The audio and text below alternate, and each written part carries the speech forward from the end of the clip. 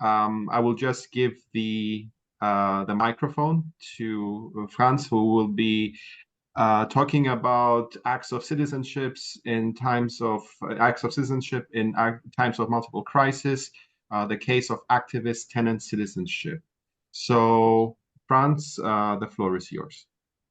Thank you very much. Very quickly, can everyone see the presentation that's being shared now? Leandros, everyone, you can see? I can perfect. see the presentation. If Okay. anybody has a problem, you can. No, okay, perfect. Okay. As long as no one's complaining, I assume this is working. Just very quickly before I start, this is based on a paper that I'm writing with a colleague together from the University of Hamburg, Helge Schwirtz, who couldn't be here today. So the paper is sort of split in a theoretical and an empirical engagement, and so I'm covering his theory part as well. So I'll try to kind of summarize it a bit, and but it's important for the broader part of it as well. All right. So the basic idea we started from with regards to activist tenant citizenship comes from a broader research project we're currently working on. It's undoubtedly that we live in times of multiple crises, and this includes not only the more recent COVID crisis, but also a pandemic of diverse ecological, economic, and political crises. And in that context, we're looking, as part of a broader research project, on how forms of citizens are changing as well. And one of the things on our current research project, which is called Enacting Citizenship and Solidarity in Europe from Below, Mashudu is working on the same project with us,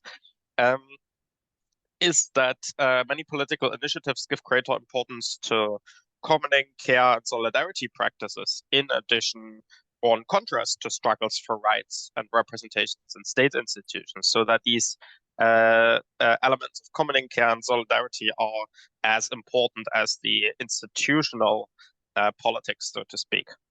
At least this is what we're observing currently in our project Enacting Citizenship and Solidarity in Europe from Below, where we're looking at city-based case studies in Italy, Slovenia, Switzerland, Germany, and Denmark. Again, what Mashudu and I are doing currently.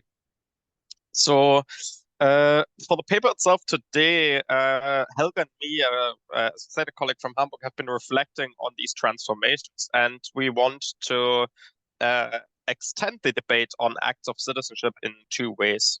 So we want to do this theoretically by aiming to further re-articulate sort of performative and activist citizenship approaches beyond legal status. So we therefore refer to concepts of solidarity, commoning, and the prefigurative politics of marginalized communities. But we also want to do this empirically by analyzing cases of performative citizenship in the field of housing. So that's kind of my part of the paper that has been less in the spotlight of these debates, and that gives us the opportunity to reframe the notions of citizenship. So this is Helge's part, the kind of theoretical engagement, but I still want to talk about it a little bit to give you the sort of background of what we're doing. So one of the central implications of critical citizenship studies and of the acts of citizenship literature, or the concept developed by Engen Isen, who was a visitor of Demos during the summer on the first workshop, is to broaden analytical perspectives on citizenship. So it's about understanding citizenship not only as a legal status, as important as that is, but as also performative and as a political practice that is enacted, right? So, however, some critical accounts of active citizenship, as well as those studies that employ this approach for empirical analysis, Helge and me want to argue have something in common, and which is that quite often they remain wedded to a sort of theoretical thinking, right? So while these studies highlight performative acts and subjectivities, the aim of the analyzed struggles is still often framed in regards to citizenship as a legal status. So this is particularly evident in the kind of dominance of the research on non-citizens, of illegalized migrants, or the sans-papiers in France, for example, where the ultimate goal is to legalize your own status, right? In order to have status to stay in a certain nation state.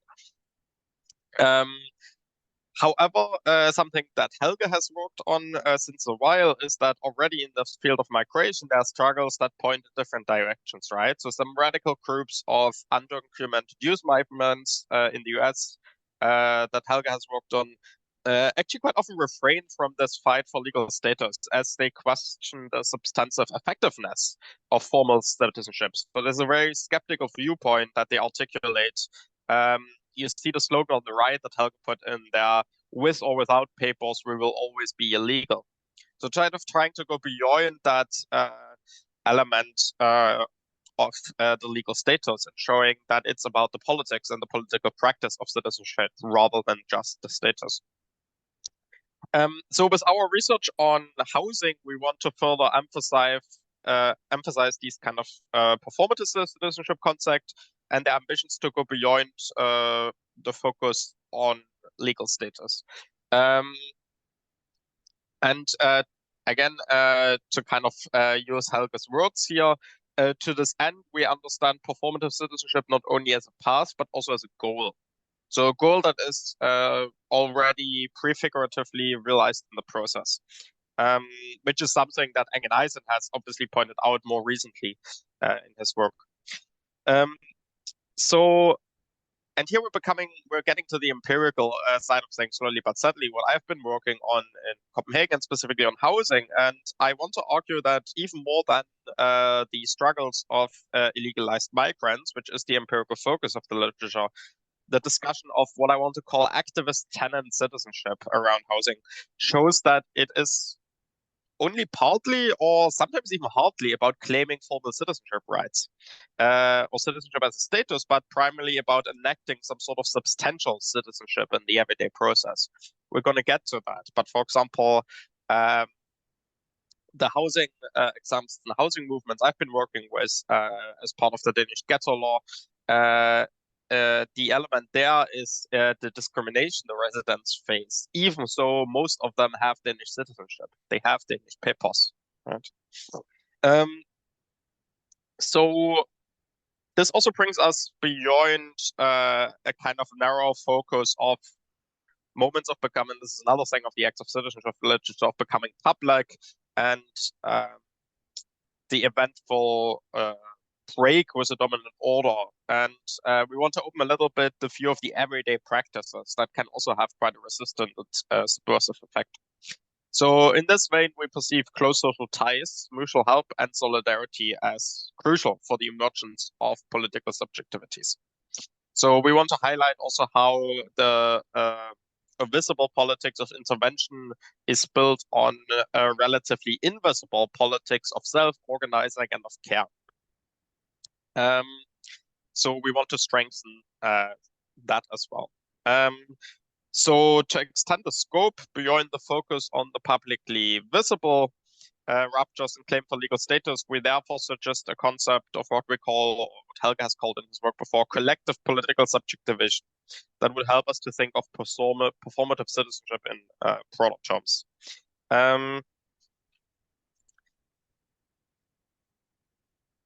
Oh yes, and one more point.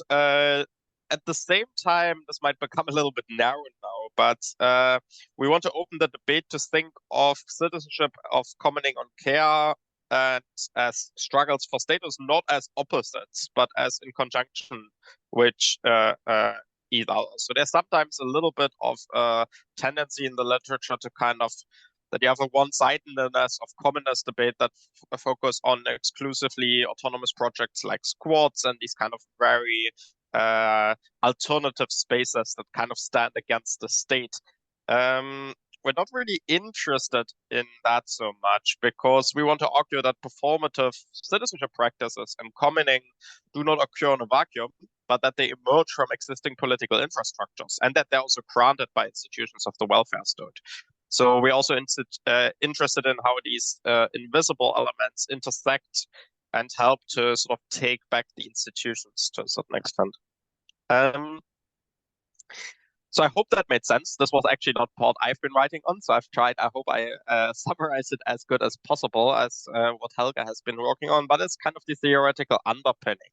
And it helps us hopefully to kind of understand the empirical side of things. What I've been working on as part of the Enacting Citizenship and Solidarity project since February through ethnographic fieldwork. So what you're going to see, what I'm going to explain a bit is the ethnography I've been doing since February and where I've been essentially hanging out in Copenhagen to do research with that housing movement. So there's a couple of things. First, it's a little bit complicated, so I'll hope to get through all of it in time. But I want to talk first about that particular form of housing that is under attack in Denmark and how that movement that defends it emerged. So the form of housing I'm going to talk about in Denmark is very, very specifically Danish. It's called almene boliger, and it is a housing sector. It's basically it's a sector for affordable housing.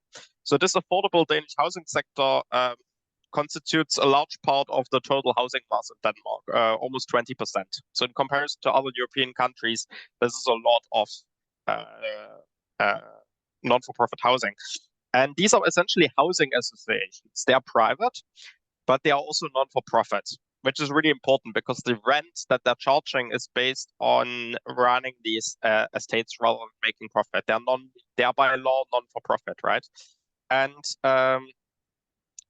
they are kind of really standing out, or these housing associations really stand out through their multi-scalar and democratic organizations. So it's one of the distinctive features of Danish non-for-profit housing. So the housing associations have their own budget and a residential board, which is elected by the residents that live there. So resident democracy, that people have a vote over the places they live in and the buildings and the renovations and so on, is a really special feature of that non-for-profit sector. It's quite unique internationally, and it played a really important role in stopping the privatization of the sector so far, which has been happening in other European countries, that non-for-profit and social housing has been sold off across the board, right? So building on the work of Augustin and Jorgensen, we consider this kind of resident democracy as an example of institutional solidarity, which means that both civil society solidarity brings forms of solidarity into policy arenas, but also challenges implications of policies coming from the state. So this is basically almene boliger. This is kind of private but non-for-profit housing, very, very big, very important in Denmark. So this sector has essentially become massively under attack in Denmark through so-called anti-ghettoization policies. I'm aware of that we have a really interesting audience today, a lot of colleagues from South Africa, so I'm going to explain a little bit this thing called the Danish ghetto law. It's a very specific piece of policy and very unique in a very problematic sense. So the Danish state implemented in 2018 a piece of legislation that was called One Denmark Without Parallel Societies, No Ghettos by 2030. So the goal is to get rid of so-called ghettos, right? It's related to a kind of more panic around migration, around what they consider parallel societies or ghettos within Denmark. So what makes a ghetto? The criteria for such areas where the Danish state determines this is a ghetto are higher than average jobless and crime rates, lower than average educational attainment. So that's the first three. And controversially, this is the fourth one, and what makes it such a disputed and fought over piece of legislation, and what makes it, in my opinion, as well, such a racist piece of legislation, is that the states decides whether an area is deemed a ghetto according to the proportion of residents who are deemed non-Western, right? So they categorize a ghetto according to how many non-Western people live in a certain area. Interestingly, so this is not just recent migrants or people who don't have Danish citizenship. They're even counting first and even second generation migrants who basically have at least one parent part who is not Danish as non-Western if they are from a certain number of countries. Interestingly, if you're from New Zealand or Japan, you're still Western. So clearly you can sort of see the racist implications of that, of what is considered non-Western, and how they are essentially making even, that's the thing, a lot of the residents in these areas are first and second generation migrants who have Danish papers, who at least before this piece saw themselves as Danish, and who are essentially called non-Western in that policy. So how does that bring us to housing? So this seems like a piece of migration policy. Well, they want to get rid of these parallel societies, right? There's this debate that this is a problem. There are these holes in the map of Denmark. There are these parallel societies. That's not good for living together. So in order to get rid of the ghettos, and this is what brings migration and housing policy together, is that one of the requirements is that in a designated ghetto area, the state decides which ones those are. There are 13 across Denmark right now. Family non-for-profit housing must be cut to a 40% maximum in these areas. That can be done through either selling, privatization, or demolition. This is where these things connect, right? There's a piece of migration policy that now connects to a housing requirement. In these areas, that particular form of housing, which is affordable housing, needs to be cut. Either it needs to be demolished or it needs to be sold off. It needs to be privatized. This is what it's all about. And this is where we now get to the movement that I've been working with and been studying, which is called Almen Modstand. From Danish translated, that means common. Common resistance. Modstand is resistance. Almen, as you heard from Almene Bolliger, is ours, common. So the movement was created in 2018 as a reaction to that commodification, privatization, and territorial stigmatization of non-for-profit housing in general, Almene Bolliger, and to the government's ghetto plan in particular. So the movement is anchored in different housing areas across Denmark. I've been working in Copenhagen and Mjølnerparken specifically, but there's areas in other Danish cities as well. So in Aarhus and Odense, for example. It has in all these little neighborhoods local committees, so it's very grounded in these neighborhoods. And what Almen Modstand does is it collaborates, is part of, mobilizes, and situates itself in the tenants associations, helping sort of individual tenants to struggle against the housing associations, which are essentially their landlords on a local level, but they also situate themselves against the overall ghetto policy on a national level. And the first thing that kind of emerged from our project, again, what Mashuda and me have been doing as the enacting Citizenship and Solidarity, is that from the frame analysis, from analyzing documents of that movement, is that they highlighted this democratic deficit a lot, which was really interesting. They highlighted it even more than, or almost more than, the privatization element, which I want to argue is a result of Almene Bolliger being this institutional form of solidarity. It's very institutionalized, it exists since decades, it's important to people. It's a very institutional form of showing solidarity with one another. This also shows that the residents in Mjølnerparken and other so-called ghetto areas across Denmark really felt affected by political processes in which they couldn't have not a say in, which a hegemonic order did not provide a position for them as citizens. So there's a couple of examples here where they are talking about that. For example, here from one of the press releases of the new manifesto, where they're saying citizens' equal right must be preserved even when their homes are in public housing. This implies that the citizens living in those areas in this form of housing have no standing for themselves and their rights as citizens usually would. So this is kind of the point where we're arguing, okay, this is not just the defense of this institutional form of solidarity of Almene Bolliger, but what we see here is an organization, a new collective political subjectivation of tenants as citizens, as activists. And we're arguing, or I'm arguing in this section, that this is done by extending struggles around the more formalized and state-led right to housing towards a more community-based and politicized right to home. And I kind of want to share how I came up with that and how I got to that. So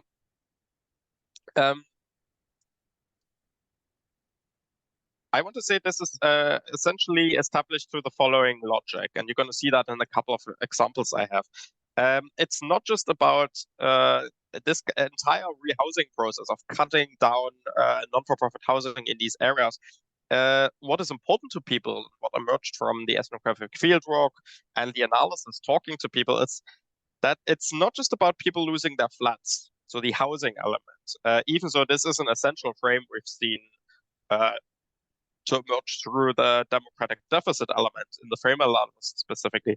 But it's also about the destruction of community of care through the loss of home. So home as a concept that goes beyond housing and ties people into wider social and political spaces and relations.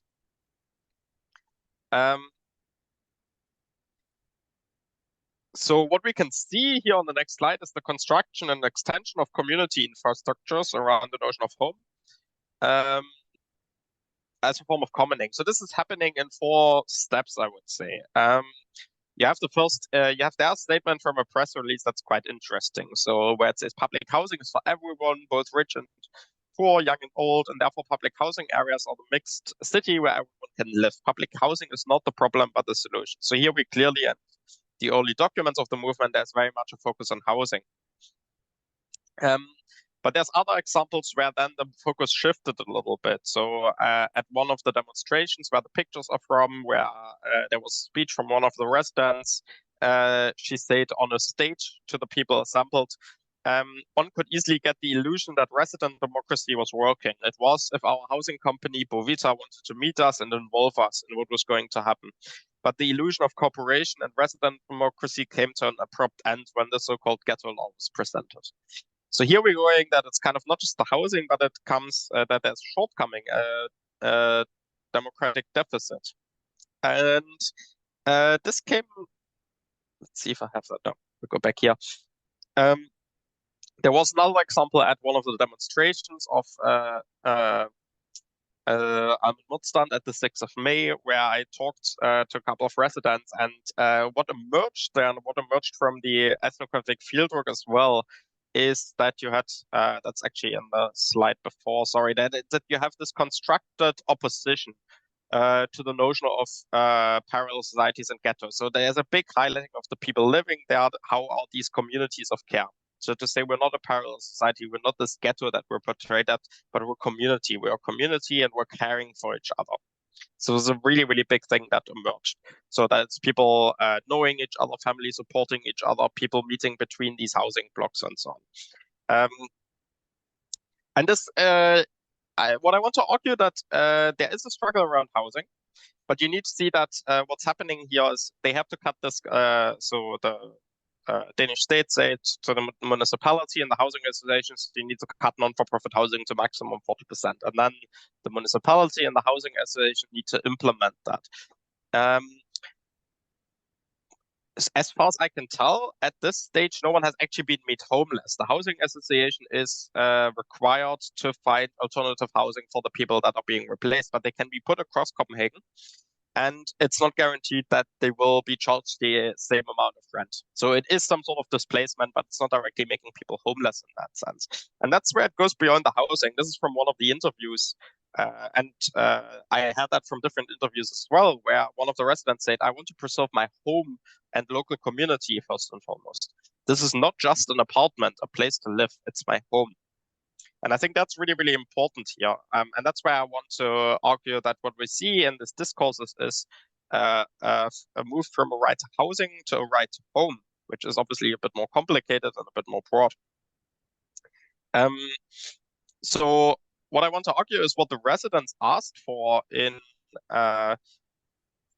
content and form was not just a right to housing, but the right to home as a crime of justice. So because a right to housing, as prescribed from the state above, would be not accommodating this kind of assertion for self-representation and resident democracy, right? So I think what helps here is kind of to go to the right to the city literature. So Lefebvre's right to the city as the possibility to refuse to stay put within fixed and calculated spaces. But for us, this also includes the refusal to be placed or to be moved. So I think the right to the city literature helps here to kind of bring this element of home to the right of housing. So what we see here is, I want to kind of analyze this as politics of homemaking that might oppose the politics of being housed as a form of active citizenship. And we're bringing this to a new social field here. So there has been a little bit of very small literature how illegalized migrants who either on the European continent or North Africa have been placed or being housed in certain camps in order to control them, in order to control their movement, have resisted that by refusing to stay put in these camps. And here we have almost a little bit of an opposite thing. Here it's the dynamic of we're not going away from here. This is our community, this is our neighborhood, we will not be moved. And we want to sort of see that of politics of homemaking as a politics that opposes this kind of being housed politics as a form of active citizenship. So the state forcing you somewhere and saying, this is your house now, this is your home now. Our argument contributes to the active citizenship literature here in that the notion of homemaking and the subsequent conceptualization of a right to home has a twofold effect. On the one hand, it creates a break with established scripts of citizenship by framing tenants as citizens, right? So you're not just a tenant, you're not just someone renting a flat. The fact that you and everyone else rents in this place makes you a community, right? So the tenants become citizens, so to speak, in that moment. It's a new collective political subjectivation. And usually they're seen as different. In the literature, we either kind of look at housing activism and then we look on people's nature as tenants, as people renting flats, or of them as citizens. We don't really think them together. So I think focusing on such a dynamic would help us not to only highlight the importance of community, care, and solidarity for the formation of active citizenship, but also how perhaps forms of performative citizenship can feed back into more institutionalized forms of solidarity, such as the non-for-profit housing sector in Denmark, almene boliger. So here you have these kind of everyday elements that are activated in order to defend a very institutional form of solidarity. So to get Leandros, am I still good on time? Am I going over? Yeah, we're pretty flexible, so. Okay, cool. That gets us kind of to the conclusion. I think the aim of the presentation or of this paper we're kind of in the process of working on, so it's very much in the process of being written. We have the materials, but it's we're writing it right now. So the aim of our presentation was to argue for a stronger formal focus on these performative aspects of citizenship. So to this end, we analyzed how acts of what I called tenant citizenship are not only about housing, but very much about a right to home. So this is a right which, in the sense of the right to the city, could be thought of as almost a non-legalistic right, distinct from the rule of law, right? So this relates more to processes of community and homemaking that could also be interpreted as everyday commoning practices that resonate with that form of tenant citizenship. Because the right to home is more a right to housing is relatively clear. This can be very termed in kind of a legalistic language. What is your right to housing, to your flat? But it's, as we've seen, it goes beyond that to people, right?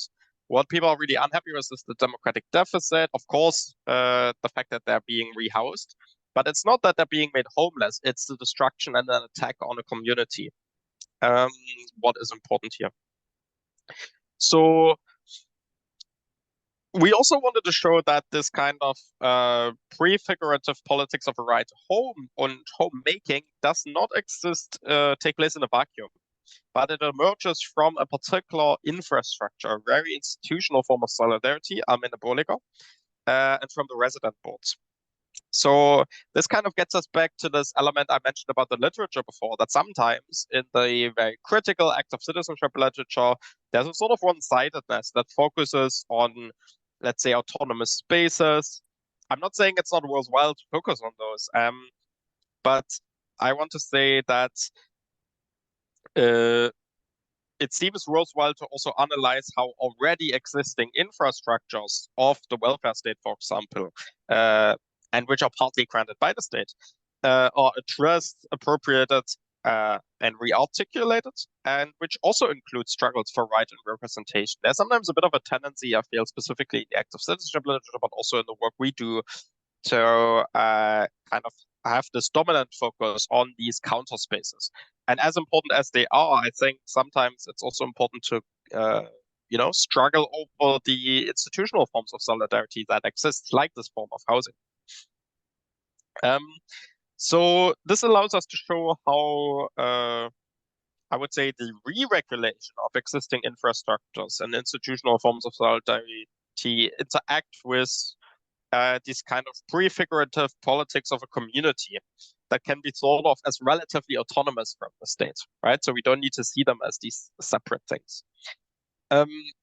So to sum up, we wanted to show that a performative concept of citizenship, so citizenship as an act, as an enactment of rights, and maybe as an act of resistance against certain policies from the state, like the ghetto law,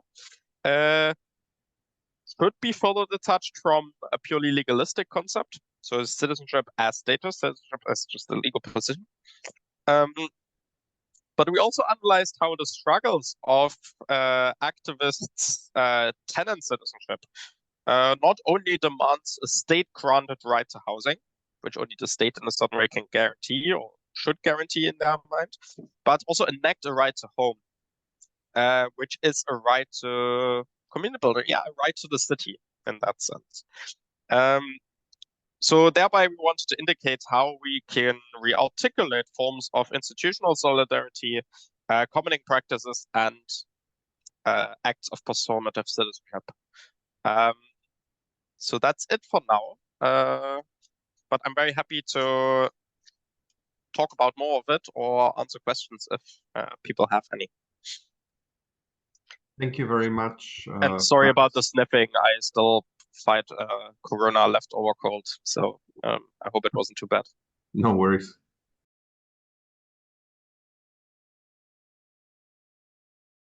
Okay, sorry. Okay. So we would be going with the discussion as follows. I'll try to give you an overview of my introduction, then the methodology and the question, the conceptual framing of belonging and ontological security and insecurity, but I also look at women as active agents, and also religion, going on in that line of ontological insecurity. I'll try to look at the role of religion and then give you a bit of empirical data, and we conclude. So there is often this notion that when people migrate, the tendency is to form ethnic enclaves. The tendency is to be together, to congregate together, to bond, to have hometown association, and just to really foster this notion of belonging, that we have left home, we have come to this place where we are on our own, we need to bond, we need to form a home away from home, and we just need to belong. Yes, it is true, most often. And when this doesn't happen, it becomes an outlier. People tend to say, but why are these communities, why are they not having hometown association? For instance, like the Congolese community, why don't they belong? But the need often, migrants always choose, again, with whom they want to belong, how they want to belong, and where they want to belong. For others, they do not have that choice to choose where or when to belong, as they are tossed out of the community circles when they are seen as going against the cultural norms, or they are perceived as an outlier. So, and belonging therefore becomes a given. that when people travel, they belong. It's not everybody that want to belong. There are people who, when they belong, especially within migrant community, they tend to seclude themselves, move out of the community and say, oh no, I don't want to be part of that community anymore. I just want to pursue my own destiny, my own, I just want to do my own things. So in this presentation, I just want to explore the notion of belonging amongst Ethiopian and amongst migrant community in general, because it's really, as I said, it's taken for granted that there is absolutely have to be that notion of belonging. Whereas it's not necessarily the case. People choose, and people are also not given the opportunity to make that choice. So in as much as people want to belong, the others are not given, some of them are not given that choice to belong as we would see. So I examined the extent to which belonging amongst female migrants, those who are divorced, how are they perceived in the society? Are they still welcome? Or are they seen as a persona non grata within this community? And I look at also the issue of marriage. Marriage within the Ethiopian community is something, is looked at as a very sacred something that once you have taken that oath of marriage, then you have to be in it for good or for bad, in crisis, or even if you are being abused, you have to stick it out. But not all women, they want to do that. So I argue that in moments of truncated belonging, in moments of crisis, there is a case of truncated belonging, that people are stopped from belonging to a society, not only as a serious, and it offers a serious and emotional crisis for migrants. So in cases of in the case of Ethiopian community, the issue of patriarchal and traditional society, a society that where it's very conservative and divorce is heavily frowned upon, and divorced women are marginalized and not considered integral part of the community, resulting in a serious emotional and ontological insecurity. And I also argue that their insecurity is further exacerbated by the church, because religion within the migrant community plays a huge role as a place where people find solace. So you think that if you are facing extreme xenophobia within the community, most migrants, they run to church. The churches, especially Pentecostal churches, they open their doors and they house migrants. And when I'm talking of religion, in this case, with regard to Ethiopian community, I would like to draw your attention to the fact that there are two main religious bodies. You have the Orthodox religion, which is the main religion per se in Ethiopia, and the Pentecostal, which is the Protestant. But here specifically, I am referring to the Pentecostal Protestant religion, where we did some work. So hence, religion negates its role, as I say, amongst the women, or in providing emotional sanctuary, hope, and belonging to the women. Marriage and divorce are factors that impact women in Africa, especially women who are defined by roles as wives and mothers and caregivers. And to look again within this society, within the context of Ethiopian migrants in South Africa, most of these men who eventually get married, they are men who came in as young boys, as young adults. After a certain time, they feel they have made it in life. It's time for them to get married. They import a wife in South Africa, and the system continues. So it's a very patriarchal society, a very traditional society that is hierarchical, where women are seen often in terms of caregivers, looking after the home, and that's very few women assist the men in the shops, because they say it's the men have to provide for the family, and the role of the women in the community is just to look after the home. And so the idea of doing online dating or asking a family member to look for a wife for you, for somebody that you have never known from Adam. They look for that person, or somebody that you barely knew that person when she was young before you left Ethiopia, and it's 10-15 years down the line, and you remember and you ask your family, could you find out if this lady is still available? I would like to get married. And the family decides.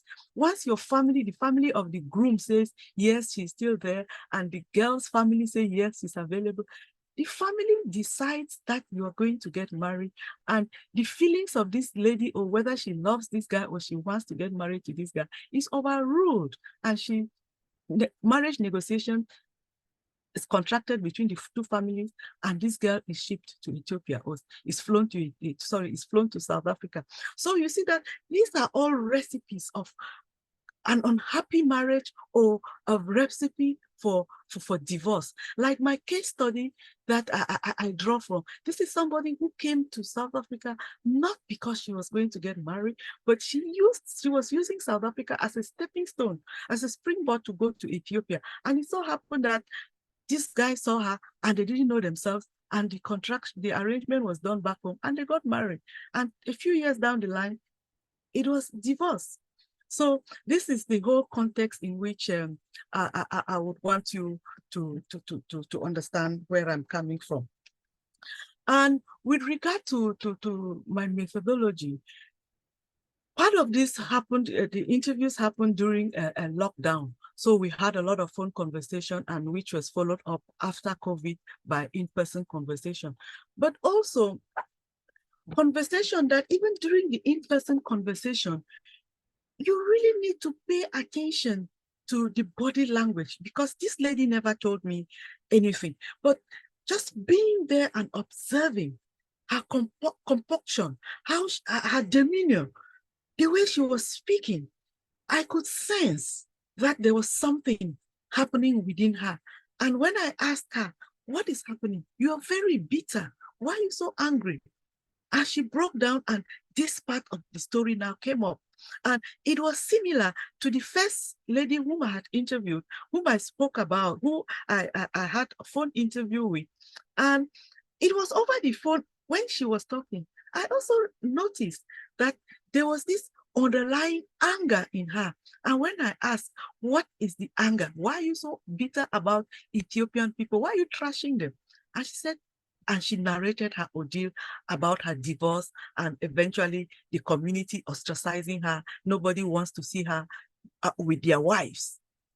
So what I'm saying here is that as researchers, when we go into the field, we don't only go there to ask questions, to listen, to observe, but we are going there with all our senses, our ears, our feeling, and we pay attention to the intonation, we pay attention to the demeanor of our interlocutors, because through that, you will build the totality of what you're looking at. If you're just there to listen and to write and to take copious notes, then you miss the point. You don't pay attention to their demeanors. You don't pay attention to their eyes. Look at the eyes. What message is that the eyes of your interlocutors? What are the message that is being transmitted through their eyes? Because one look at this lady's eyes, I could tell that she was so angry. And when I popped that question, she just broke down. She couldn't hide it anymore.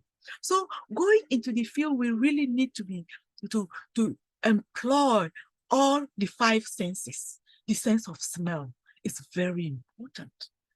The sense, we don't only hear, you smell, you see, you feel. And when it's time to feel, ask those questions that your gut feelings is telling you that there is something amiss. You would provoke other questions and answers to things that you were not getting. And these are the serendipitous moments that we arrive at in field work when we pay attention to all our senses. Then next, I talk about the psychoanalytical data collection. That brings me back to talking to all the senses, but also not reducing the social and the psychic. So, you know, when you're talking to somebody, there are things that are crowded in that person's mind where it's just going to be a stroke of luck for you to get out that information in that person's mind. Your interlocutor decides what they want to tell you and what they don't want to tell you.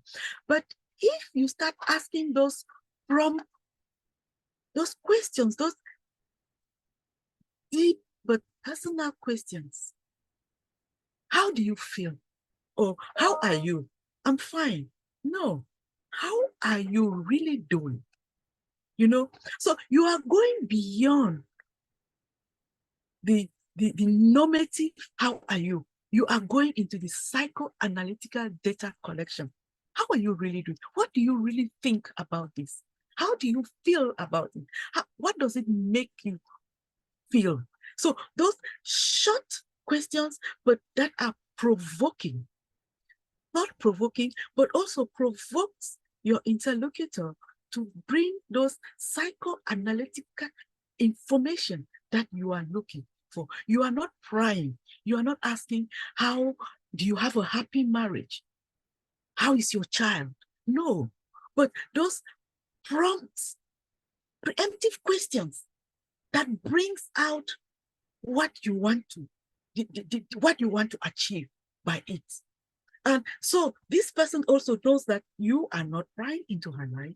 You are simply asking questions and they answer accordingly, and you know exactly what you are getting. So the psychoanalytical data collection is a data analysis that draws on psychoanalysis that offers the possibility to bring together the social and the psychic without reducing the one to the other. And here I'm drawing from Hallway 2009.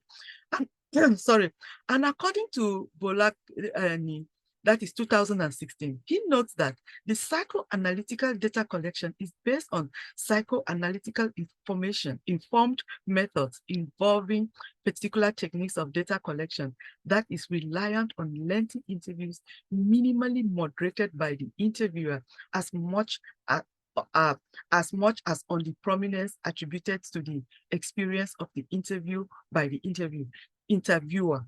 This method requires a complete presence of being in that process that involves the entire senses, paying attention to the onset or moments of silence, emotion, smell, and demeanor.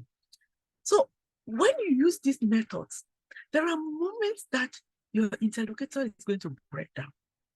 I have come across parliamentarians, older men, that I deploy this method and they crash because you are going into that nerve, that fabric that they have struggled to conceal or that they are struggling with, but that you gentle way of nudging, but not overtly asking those questions that you seek, that they feel you are prying into their lives. They open up to you and they tell you. So it's a technique that we really need to master before going to the field, and how we manage those moments of emotional breakdown. How do you manage those moments?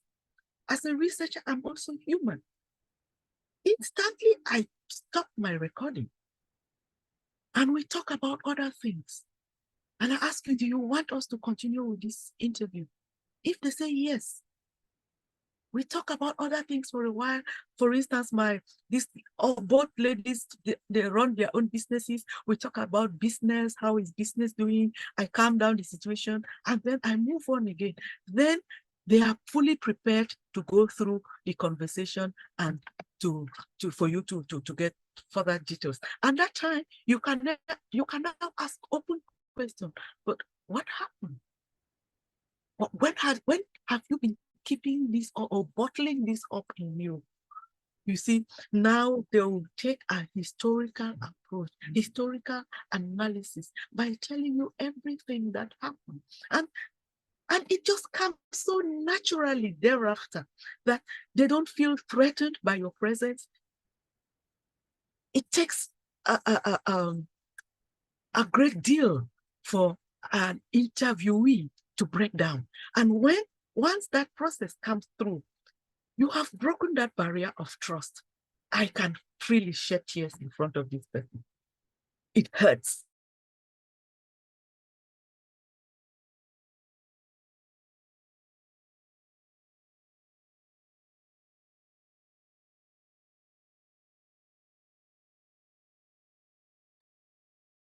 Dr. Henrietta, you're still with us?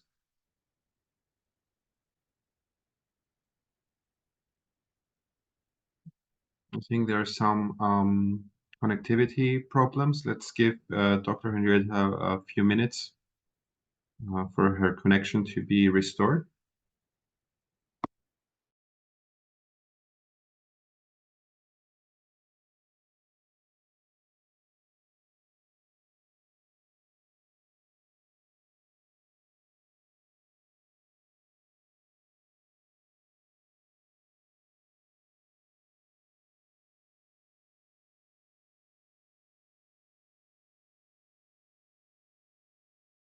I think there were some connectivity problems, but it's okay. We can all hear you now. Yeah, but I just want to not to miss the point. Where did I stop? Where was the last thing you heard from me? What was the last thing?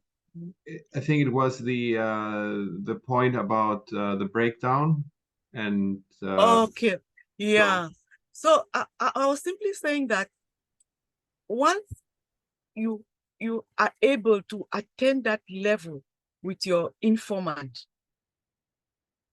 there's an increased chance of trust. You have improved your level of trust. They can trust you enough to open up to you, to say, these are the things that I'm going through, to tell you the graphic details of their lives. And that is something in my field, with my research life, that I do not take for granted. That in the course of my research, people have been able to trust me so much that they reveal things that otherwise I don't think as a researcher I can reveal to anyone. Dr. Henrietta, just a small note. Your presentation isn't sharing anymore, so maybe if you... Okay. Okay. Okay. Oh.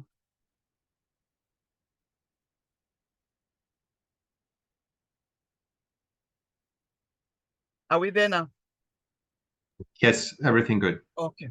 Okay. So the questions now are, how are divorced women perceived by the community, especially by female members of the community? How do women navigate and mitigate forms of marginalized belonging? How does being divorced affect the holistic well-being of women? What is the role of the church in providing hope and fostering belonging and social cohesion in the event of marginalized belonging?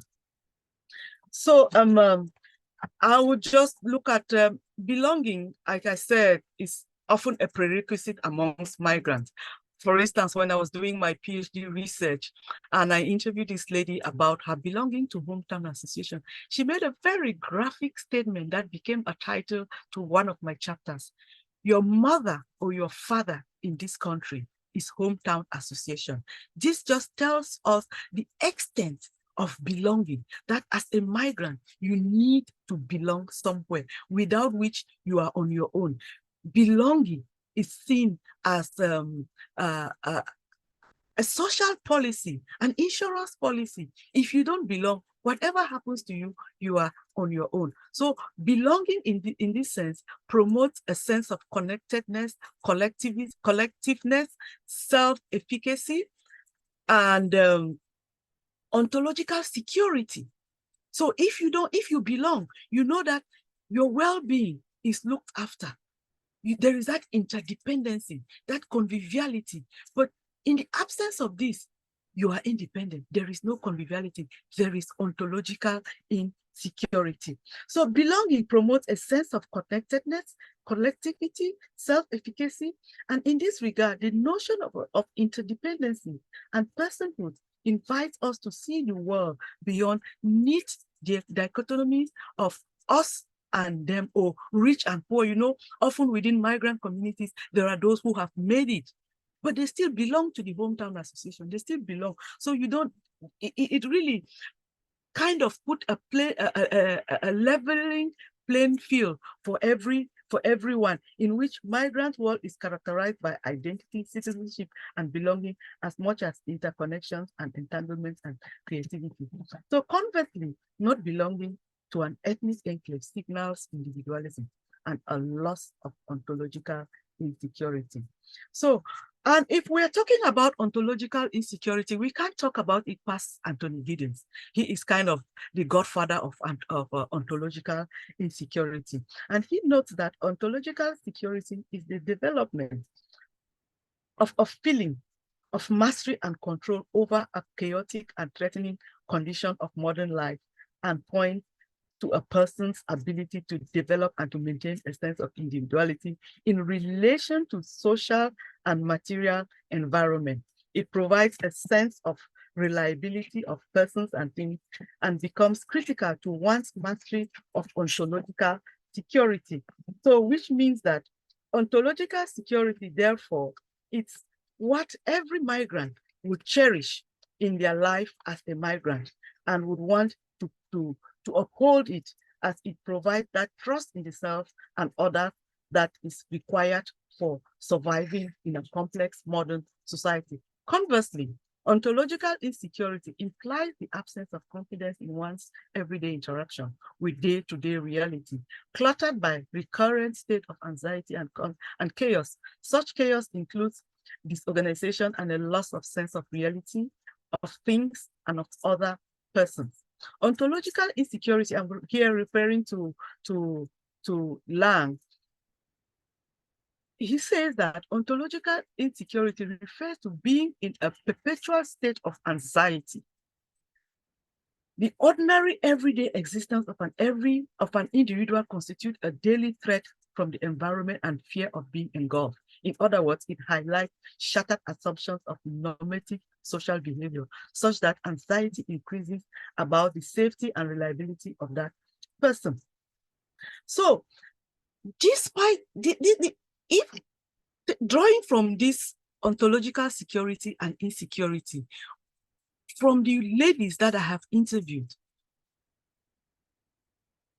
prior to their divorce, they felt really part of the community. They belonged to the community. They were most of the women looked up to them. They wanted to have their lifestyle, because these were the few women who were also working alongside their husbands in the shops. They were running shops on their own. They were doing their own things. And the women in the community were really looking up to them, saying, I wish I could be like them. I wish my husband could open a shop for me the way that one is operating. But the moment that divorce came through, all of that security turned into insecurity, because not only did these women turn their backs against these women, even the husbands never wanted to find their wives anywhere close to these women. So that sense of security diminished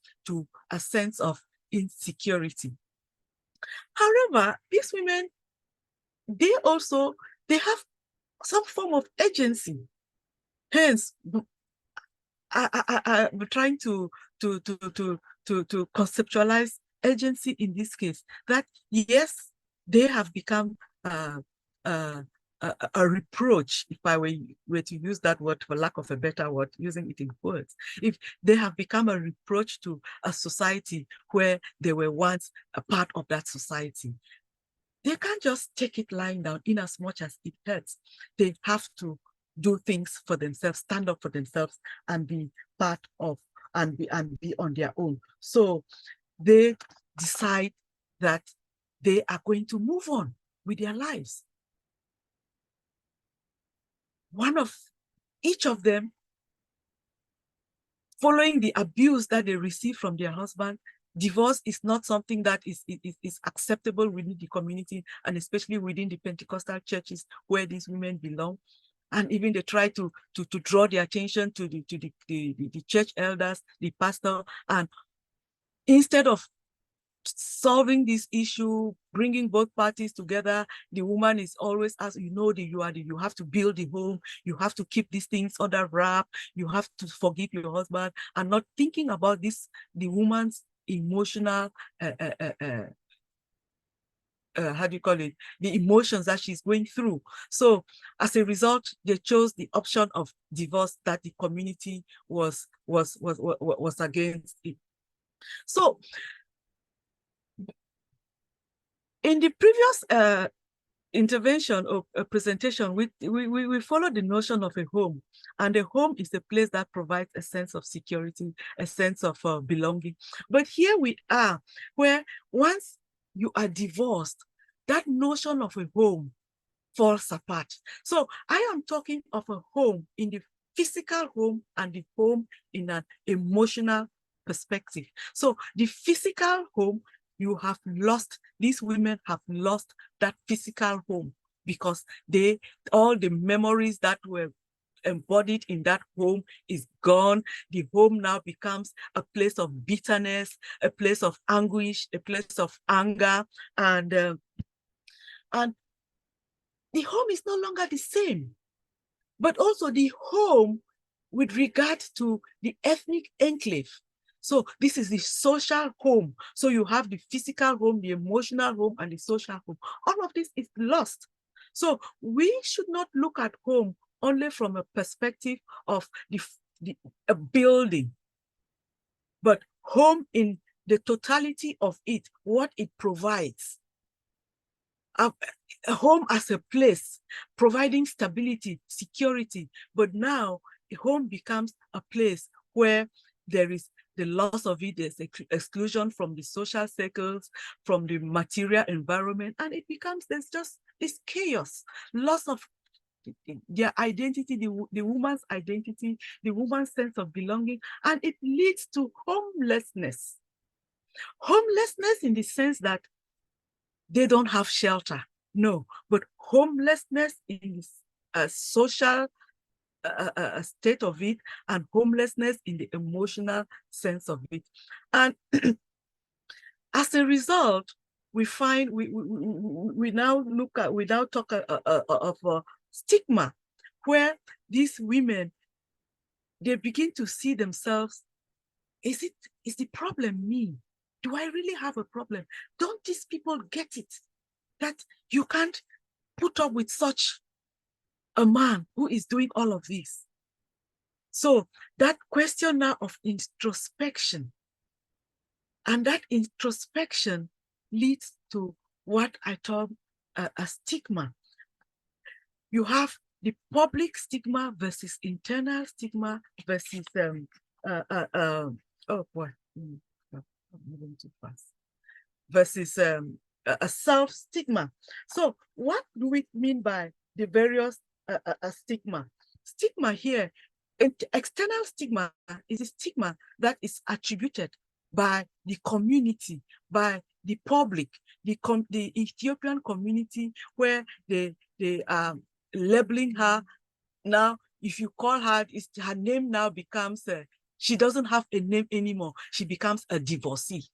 So that is the new name that has been attributed to her as a divorcee. That is the public stigma that I'm talking about. And internal stigma is the way the women now look at themselves.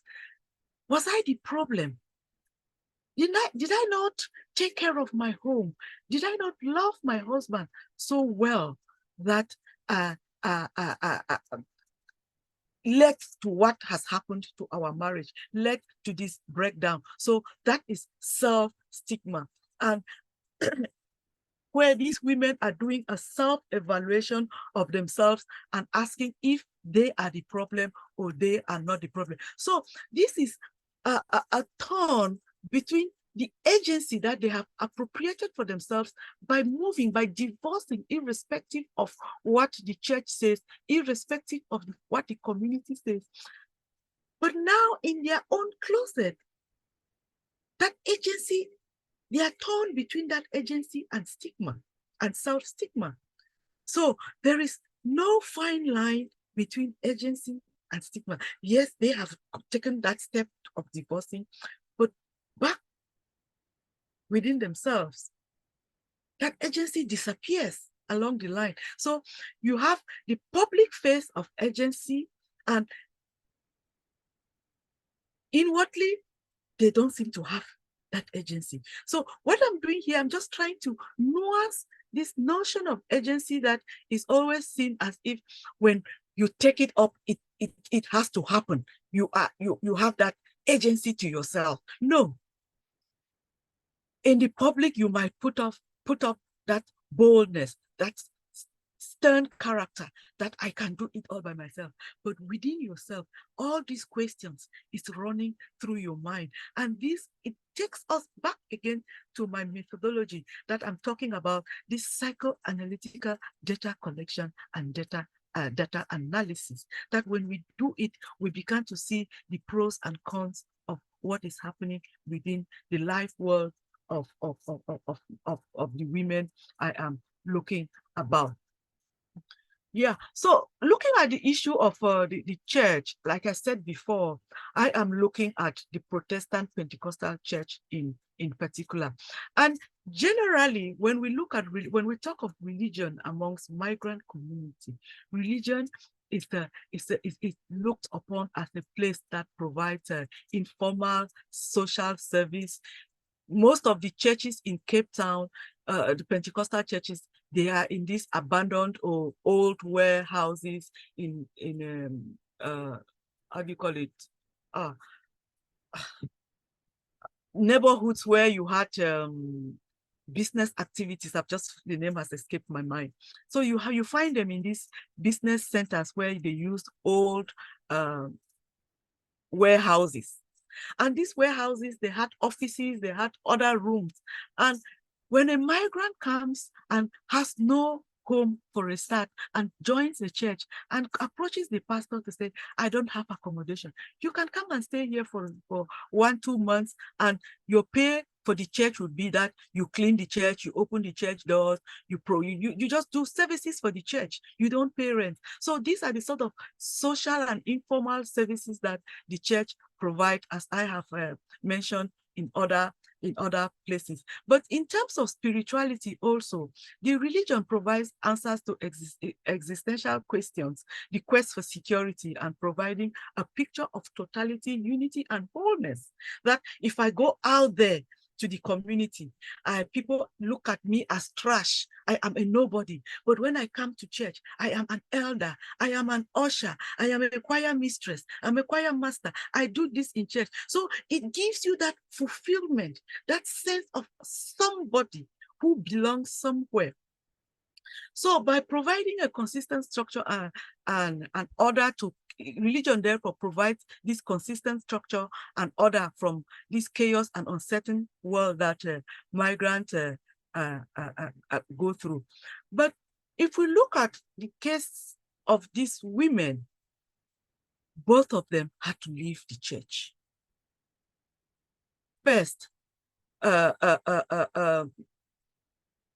one of them left the church because, having taken the pains to go and explain to the pastor what happened, and they called a meeting with the church elders, and she had to relive this ordeal again by explaining. And the church told her to move on. Oh, it's something, we will pray for you. Or not even telling her that we will pray for her, but calling for a meeting. Her expectation was that the church will call she and her husband together and sit them together and they hear his own side of the story, why he did what he did. But the church did not as much as do that, or even tell her or give an advice to her. So she said, I belong to this church. I was in the choir. I was amongst the women. So she left the church and immediately, she left the church and left her marriage. Even the women that she used to sing with, nobody even called her to find out what happened to you, sister. Why aren't you coming for choir practice? Why aren't you doing this? Because she has now been given the name of a divorcee, the name of that lady who is divorced. And it just breaks down on these women. The other lady left the church because even when she goes to church and out of church, the community that people would see after church, they would greet one another, they would chat, the women would talk to each other. No woman wants to talk to her again because the husbands have warned their wives, we don't want to see you near that woman. She is trouble. And I personally experienced it when I went on field work and using her to go around the community, that people were not comfortable with her around us because of the label that she has been given. Hence, it was difficult to even get access to other women in the field. And I only realized that much later towards the end of my field work. So what I'm saying here is that once all of this happened, the psychological impact on these women is a lot. Much as they want to show a collected front that we are strong, we are this, but there is that lack of self-esteem amongst them. One of these ladies was running a restaurant, but because of that, and also because she doesn't come from the dominant ethnic group that makes up the Ethiopian community in that region, they boycotted her restaurant. People will not come to eat in her restaurant anymore. Only people from her ethnic region will come to eat in her restaurant. So it follows her right through to her business because of that stigma, that public stigma and labeling that she is a divorcee. She is shunned within the community. And that bitterness, she is bitter towards everyone in the community. So her world has been reduced to her sister, herself, and her daughter, and another person who wants to give a try to start another relationship with her, but she is still not prepared. So you see what this stigma does to a person. The public and the internal stigma, that even going into a new relationship affects how she sees herself. That low self-esteem follows her into a new relationship. And what happens to her daughter, to her child, or to their children? They become overly protective. The children do not interact with other Ethiopian children. It's very minimal, except for this case. And this now is the case of the children, those who are considered as minors. These minor children, they don't interact with other Ethiopian children.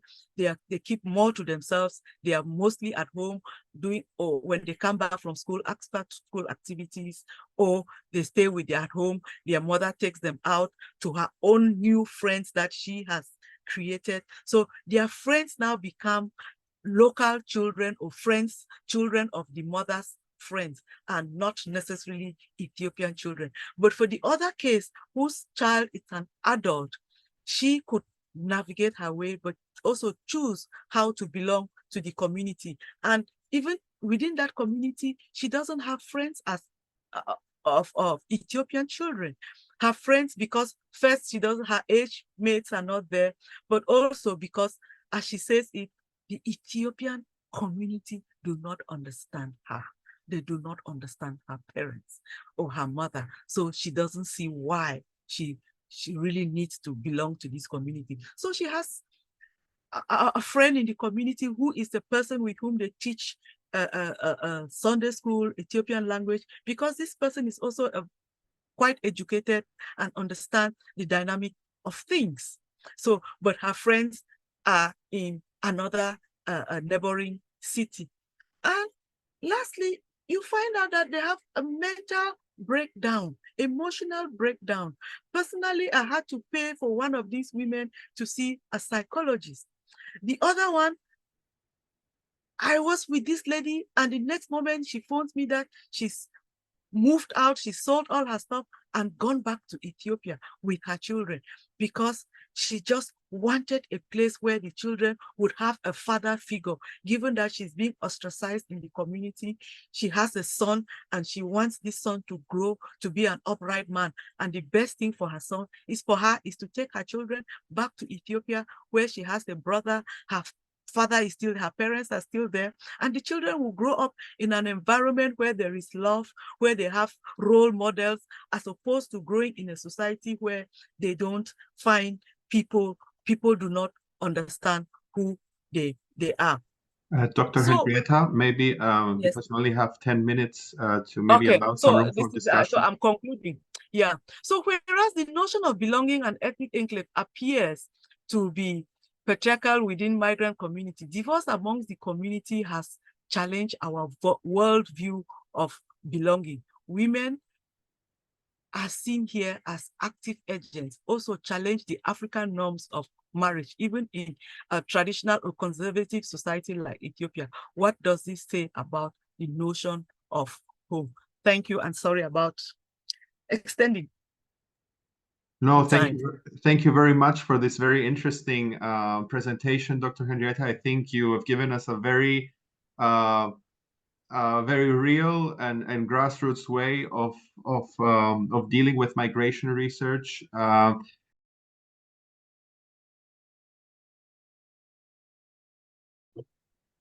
Okay, so yeah, I'm going to talk about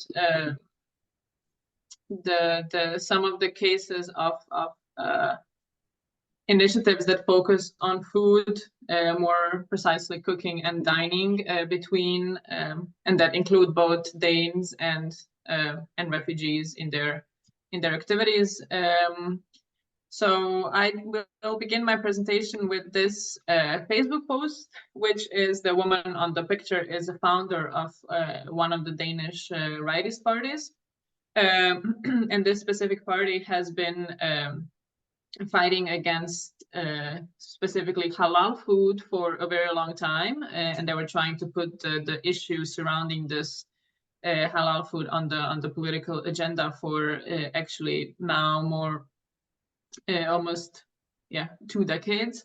So it started, well, actually around 2009, the party called for support from other parties to ban elementary school from taking Muslim students into consideration when it comes to halal food in the canteen. And then again in 2018, they kind of took it a step further when they actually wanted to pass a law that would pressure schools to serve pork at least once a week, because according to one of their members, it is how it's supposed to be in a Christian society, which is his quote. And then finally, last year in 2022, there was this Facebook post where as I said, the founder of this party, where she showed her dissatisfaction with consuming kebabs on a Danish football stadium instead of what she calls a classic stadium sausage.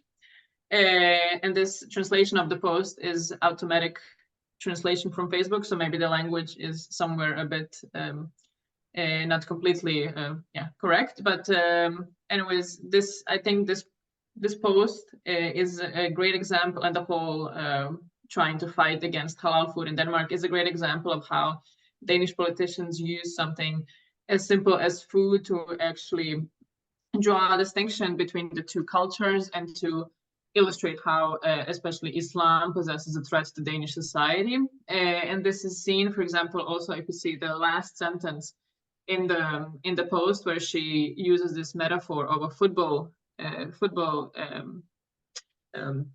match, and where she says it's a sad fight in the fight between them and us, where she actually insinuates that the other side, which is, as she calls them, Islamists, are winning and therefore putting Danish culture at risk. And also the second example of using the term parallel societies, which we heard more about in the morning in Franz's presentation. So the parallel society is a term which is by the government officially defined as physically and mentally isolated and following its own norms and rules without a notable contact to the Danish society and without a desire to become a part of it. So what kind of was the departure point of my article is therefore specifically this Facebook post, because I thought it was very,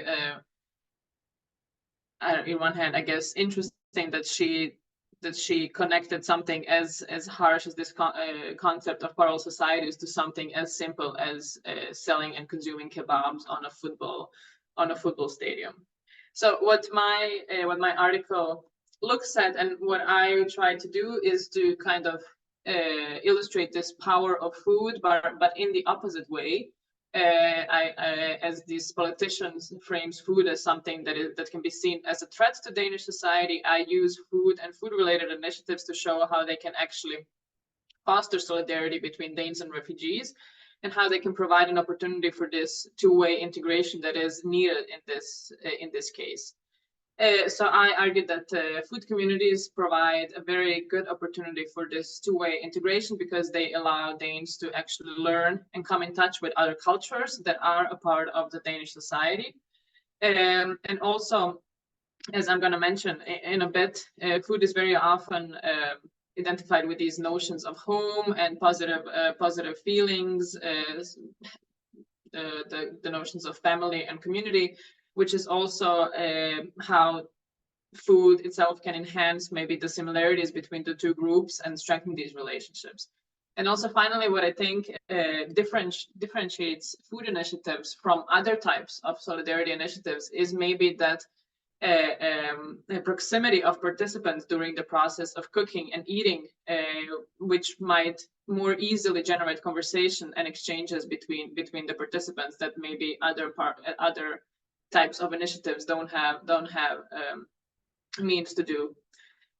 So when we talk about the connection between food and migrants, the literature is very large, and it focuses mostly on the symbolism and significance of food in migrants' lives.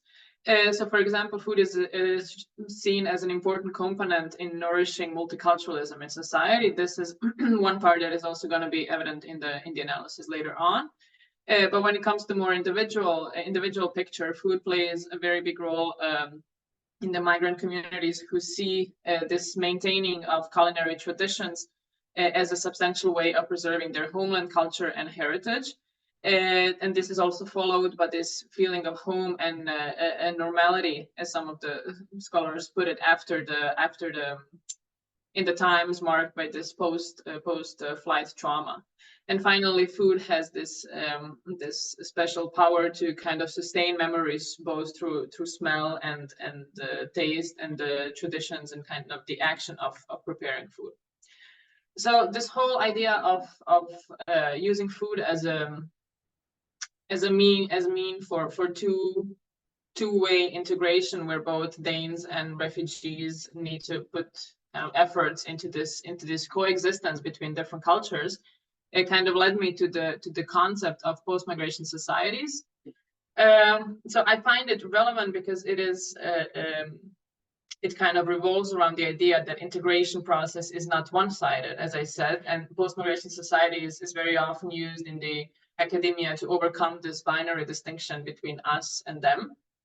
So as I identify Danish society as a multicultural society, because that is what it is, it cannot be expected that only migrants adapt to this new society, as it is expected by many. For example, this Danish politician that wrote it in a Facebook post, but it is also important that the majority in society adapt to this what I call new multiculturalism and this ever-changing demography of the society. So something I found interesting in this concept is how they define societies as societies of negotiation, which means that they're characterized by renegotiating these already established positions and resources and social standards, which means that individuals who are already established have to become used to this negotiation society and integrate themselves into this post-migrant structure. So this is the way in which this notion of negotiating society actually demands distancing from perceiving integration as a one-sided process. And also it emphasizes this change of modern societies and the importance of adaptability to the new members of society.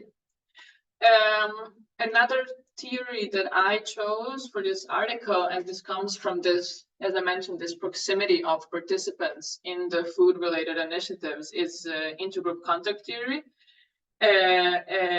which argues that prejudices between two groups can be reduced through contact between these two groups. And according to Alport, there are 4 what he calls optimal conditions that need to be met, or they need to be present in the situation in order for this prejudice to happen. And these are equal status, intergroup cooperation, common goals, and finally support by social and institutional authorities. And then there is this extension to the intergroup contact theory that is presented by Brown and Houston called mutual intergroup differentiation model, in which they state that in order for intergroup contact to have its desired positive effects, the identities of the two groups should not be threatened. And they say this can be done through in two different ways. So the preservation of group salience and the recognition of each other's groups' areas of expertise. And then finally, through this intergroup contact, what happens are these 4 processes of change. So first, learning about the outgroup, then changing behavior, generating effective ties, and in-group reappraisal. And the reason I bolded this 3rd one, which is generating effective ties, is because the research on intergroup contact demonstrates that the mechanism that is perhaps the most important one is this one of effective ties and emotions, because it shows that prejudice is reduced mostly through this transformation of emotions from negative to positive ones. So here is a little figure of how I use these 2 concepts and kind of the interplay of them. So I started by identifying Danish society as this multicultural society, and the purpose I wrote new multicultural societies because I wanted to emphasize this need for two-way integration, in the sense that Danish society is constantly evolving with new cultures constantly coming in, which means that the Danish society is also constantly changing for the Danes themselves. And this this concept of having this new multicultural society for everyone who are a part of it calls or demands for this two-sided integration, which I then decided to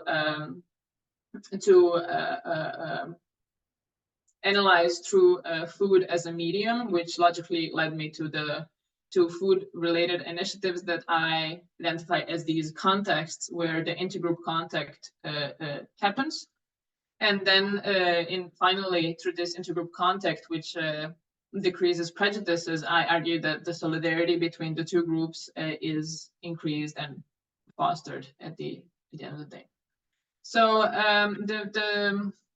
I used the secondhand data, and I started by mapping the initiatives across Denmark. And I found all in all 20 initiatives, and there was I had a list of criteria for the initiatives that I've chosen, and it is of course that they are located in Denmark. They have refugees as their main or only audience. They include either cooking or eating as their main activity, and they include more than one participant cooking or serving food. Because there was a couple of, or actually quite a few initiatives where refugees themselves would cook and serve food, but then it was more of a takeaway type of situation where there was not either cooking together or eating together. So those initiatives were not included, as there was no so much contact in between the two groups. So the data includes 20 documents. Unfortunately, not all of are actually very few of initiatives had a homepage, because a lot of initiatives were actually only a one-time thing. So the data includes 60 news articles that are mostly written about the initiatives, 3 homepages, official homepages of some of the initiatives, and 1 Facebook group that included all the information about the initiative and their planning and so on. So before I continue on to the analysis, I thought it was probably relevant and also interesting to kind of talk about Denmark in terms of how it is as a society in terms of migration and integration. So Denmark has a population of a bit less than 6 million, which doesn't make it, of course, the world's biggest country. But despite that, Danes are actually a very proud nation. Also in terms of Denmark's economical and political success. And this is, I thought it was interestingly explained by Østergaard in the first quote, where he says, it is kind of a feeling of superiority, only thinly disguised as an inferiority complex. And then I say that this might be the reason why often the presence of new cultures in a Danish society as it can be seen as a threat to one's own culture and values. But when we talk about the factual statistics, we can say that almost 15.5% of population in Denmark are immigrants and descendants. And out of these 15.5, around 10% are from non-Western countries. And out of these 10%, around almost 5% is from Middle East and North Africa countries and Turkey.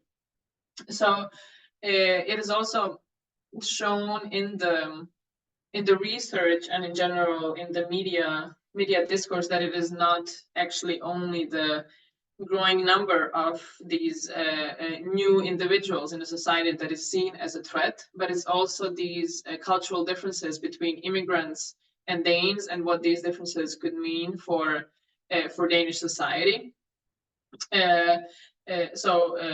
Some argue that immigration in general, by introducing these new individuals, can be seen as a challenging or even problematic change to a society. But also it is very, as I said, prevalent also in the literature that integration is seen as a problem created by mainly Muslim immigrants in Denmark. And also this kind of follows the hostility and emphasis on the discourse surrounding this notion of threat in the Danish media, as I said. So the first, also when it comes to integration of immigrants, the first Integration Act came in 1999. Where Denmark introduced this formal right and obligation, more of an obligation than a right, I guess, to participate in an integration program, which consisted of these language classes, studies about society and values, and also labor market focused meetings. And Denmark's integration programs or integration policies have always been focused on two specific areas. First one is a labor market integration, as I guess in a lot of other countries experiencing immigration, but also the other focus was very much on this need to assimilate immigrants into the Danish culture, from which kind of this highlighting of the dominance and superiority of Danish culture and values and beliefs came apparent. And this is why I kind of thought the Danish case is a valuable case for seeing how cultural diversity can actually be framed as something positive in the society that is not particularly big and that has these restrictive and hostile policies, and also how to see how these food-related initiatives can disrupt the kind of this fight for homogeneity of Danish society by promoting the idea of diversity and equality between the cultures that are found in the Danish society. So I go back to I start with the analysis now. So on the left, there is a map, which I kind of made as a geographical overview of initiatives and the typography of the initiatives that were included in the analysis. So there were three types of initiatives that I focused on. It was communal cooking, which is defined by their main activity is cooking them or preparing the meal together and then eating afterwards. Then we have communal dining, which doesn't, which includes, or the main activity is eating together, but the food is either ordered from somewhere else, or it is some certain individuals from the group that cooked the dinner or cooked the food and then brought it to the activity. And finally, we have cooking classes. These are only 3 initiatives, and out of these 3, 2 of them were actually refugees teaching Danes about their homeland recipes, and one of them was this Danish woman who was teaching refugee women about, I think it was healthy and simple recipes or something like that. So something I've also found noteworthy to mention is this, the table on the right, which shows the distribution of initiatives across cities with different population sizes. And it clearly shows that more than half of the initiatives are found in the cities with the population less than 50,000 inhabitants. However, one thing is very apparent is that their frequency is marked mostly as one time or unknown, because it wasn't really mentioned in the article. Well, the initiatives found in bigger cities, they actually happen on a regular basis, such as once a week, once every 2 weeks, once a month, and so on. Also, the initiatives that are found in smaller cities are actually often organized by civil society members who collaborate with some sort of local organization, while the initiatives found in bigger cities are often led by state organizations. But no matter the size of the city and who organizes the initiative, 15 out of 20 initiatives actually explicitly state that they get support from local authorities or national authorities. And this support includes either financial support or providing access to spaces and kitchens where initiatives can carry out activities or food and different means they use in their activities.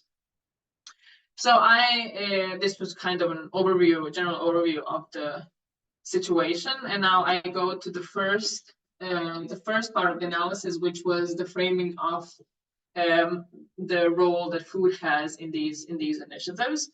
So it's very apparent that food is framed as something collectivistic, and it is seen as shared interest of all the participants. And here already it is kind of apparent that it's used to break down this barrier between us versus them, but also something that is very common among the participants when it comes to food is, as I already mentioned, these emotions that people relate to food. So as it is often related to the feeling of home and also the feelings of safety and satisfaction. So all these positive emotions possibly impact the openness of people towards these initiatives and actually impact the overall atmosphere in the group. So, but it is also something that is that was also very interesting to see in the analysis is that food actually has this role of making initiatives attractive to other participants.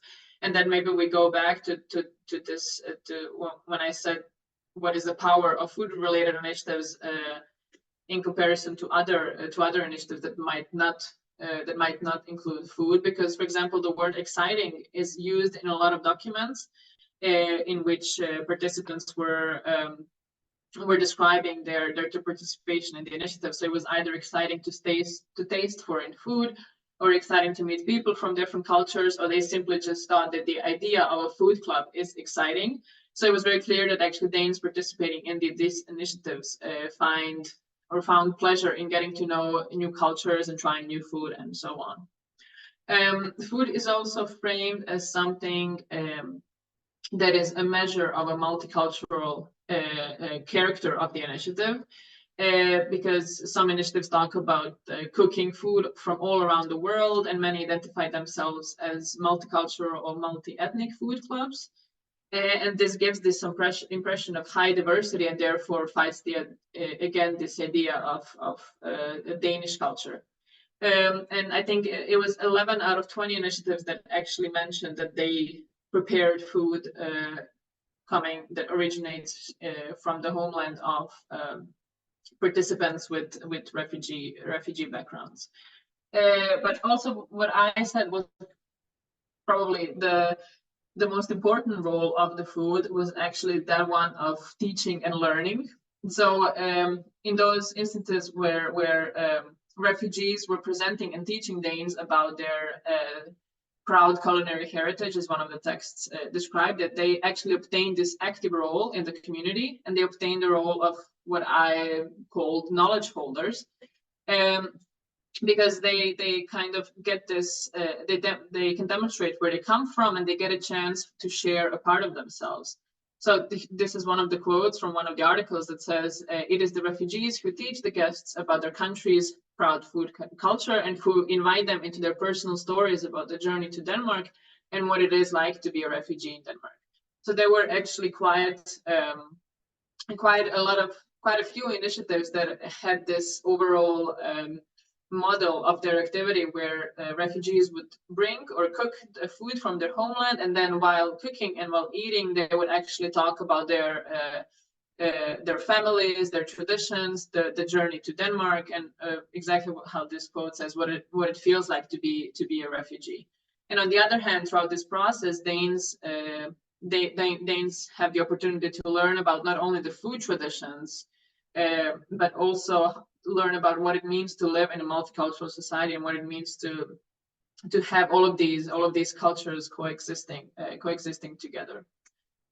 The second interest of the analysis was the relationship between refugees and Danes, and this relationship is framed mostly as something mutually equal and mutually beneficial.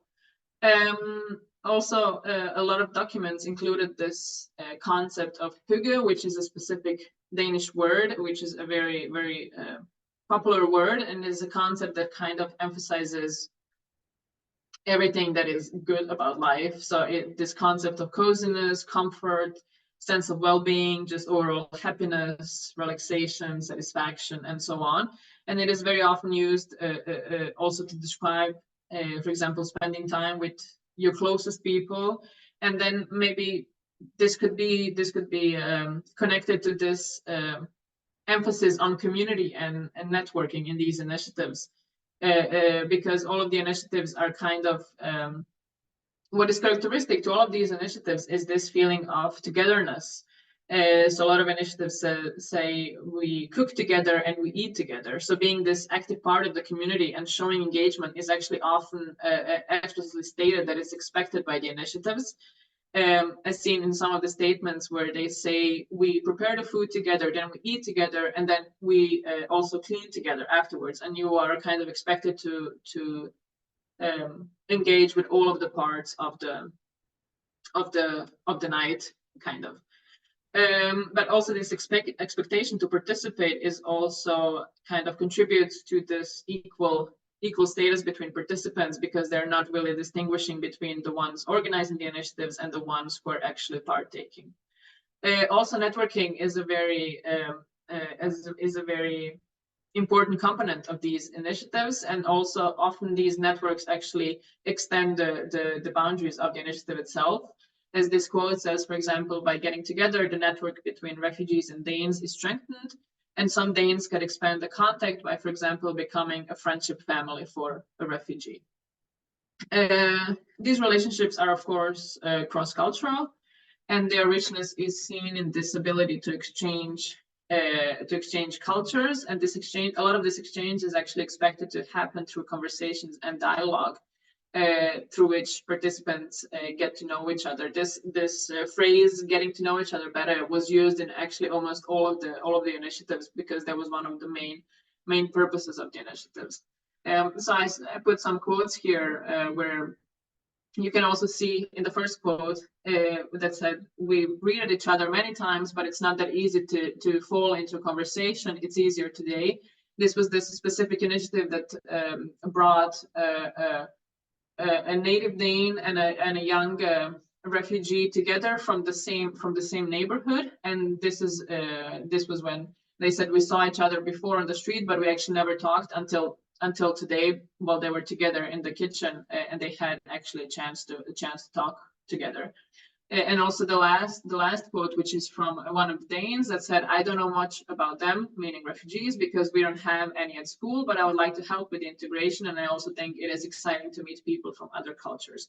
So also Danes who never had an opportunity to meet refugees, they see this initiative as kind of a way to open their horizons and to establish this contact for the first time. So these instances kind of show that important component of these initiatives is community building, which is important for both parties, because it is important for refugees and newcomers to feel welcomed and to experience this feeling of belonging and kind of equality with Danes. While it is just as important for Danes to meet the new members of their community and demonstrate this welcomeness, right? And then the final part of the analysis was the purpose and the impact of initiatives. And even though food is a tool, the purpose and the impact of initiatives are actually far beyond just eating and getting full. So, for example, as this quote says here, even though we gather around the cooking, it is about much more than food. Everyone volunteers as participants, plays an active role in the community. It's about creating an open community where young people find space for each other. Therefore, everyone contributes to both the cooking, the washing up, and the fun. And this also connects to what I said before about this expectation that everyone participate equally in the initiatives. So some of the things initiatives listed as their main purposes and impacts is, first of all, creating this familiarity and fostering knowledge about and understanding of foreign cultures and traditions. And also multiple initiatives also address this cooking process as an opportunity for refugees to share stories about their life journey and what it means to be a refugee in Denmark. So the purpose is therefore to give refugees a chance to share their personal stories and to allow Danes to learn more about them, and not from for example, media, politicians, or any other sources, but through this direct personal contact and first person narrative. So as we see in the first quote, where it says the purpose is to organize events that bring people together, and at the same time create awareness about the living conditions for female refugees and their children. This was a specific initiative where a few of the female refugees, I think from African countries, came together, and they were holding these workshops for everyone who were interested. Also the impact is, of course, breaking down of these prejudices and cultural differences between the two, or also being aware of these cultural differences. So there was this one initiative where young men with refugee background were invited to cook with some other men in the municipality in this common kitchen. And then in one of the interviewees that was in the news report, he said this quote: "There's a lot of negative stories about immigrants, so I want to show what we actually can do." So here again, we can see that refugees, again, as I said, get this active role and kind of get this opportunity to show who they actually really are from the first-hand experience. And also finally the establishment or the presence of these meaningful and valuable encounters. So, for example, this quote that says, which was this initiative where refugee women were learning about healthy and simple recipes, where the initiator, she said, "Cooking together has created unity. I think they have found some people around them who understand them and don't just judge them." So you can also see this quote was said in the context that they actually started some walking tours together, and they actually became friends. So also it is often mentioned that these impacts actually go beyond the initiatives themselves. It was also this one initiative where the neighbors would they started with this food club where they were cooking with the food that was taken from the grocery stores that was close to expiry date. But then they actually said that this communal cooking led to the community of neighbors who thereafter established multiple other initiatives, such as, for example, helping with homework, job hunting, language help, or just simply this everyday practical help between the neighbors. There were 3 initiatives that were kind of interesting in the way that they were focusing on specific types of integration of refugees. And these I thought were interesting because they were purposefully using food-related activities to kind of reach this predetermined goal they had. So, for example, the first initiative is the one that was focusing on the integration of younger refugees that I already mentioned before. And the idea was, the first quote says that the idea was to match the young people 2 by 2 so that the Danish young people can help the refugees of the same age to be integrated into the local communities. So it happened in the way that they brought young people from the same neighborhoods, and then throughout the dialogue, they should have shared their interests and kind of realized, okay, you know, for example, I play basketball in this local organization, which should have motivated other young people to also join for example, the basketball training or something like that. The second one was an organized communal dining for refugees, where the guests they were eating with were actually people from industries with employment opportunities. So this would happen in the way that company representatives would come to the dinner and present their companies, after which during the meal, refugees would have a chance to sit with them and talk, and in this way kind of establish a network between them. And the aim of this initiative was to bring more refugees to be a part of the Danish labor market. And also the last initiative, it was one of the newer ones, which was focused on the Ukrainian refugees who were. So the issue here was that Ukrainian refugees were residing in these hostels, and the problem was that it was during the summer and kids didn't have school. So this is why the municipality came up with this project, which is called the Summer Playroom, where parents could deliver their children between 8 and 16 o'clock, since summer school because of the summer school vacation, which will make it easier for the parents to actually go to work. So these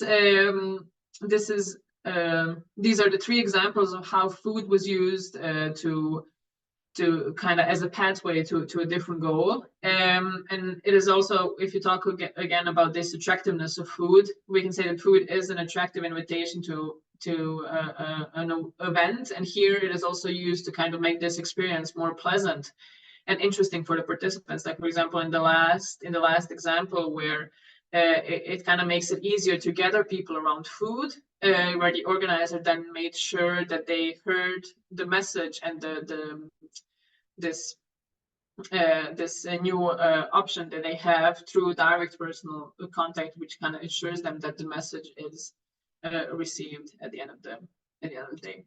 And so I go to the conclusion, where I say that that the article or the analysis did demonstrate the power that food has and the power that food initiatives have. And I think in comparison to this Facebook post that I started the presentation with, it is correct to identify these initiatives as multicultural bubbles in this very hostile environment. And I think unlike this Danish politician who uses food to emphasize these differences between Danes and refugees, the initiatives show that you can use food to emphasize similarities, but also not to ignore these differences and not to disregard them, but also to acknowledge these differences and learn from them, seeing them rather as a strength than actually a weakness of Danish society. And also, of course, as the analysis showed, most of the initiatives listed reducing prejudice, increasing knowledge, fostering interpersonal relationships as some of their main aims.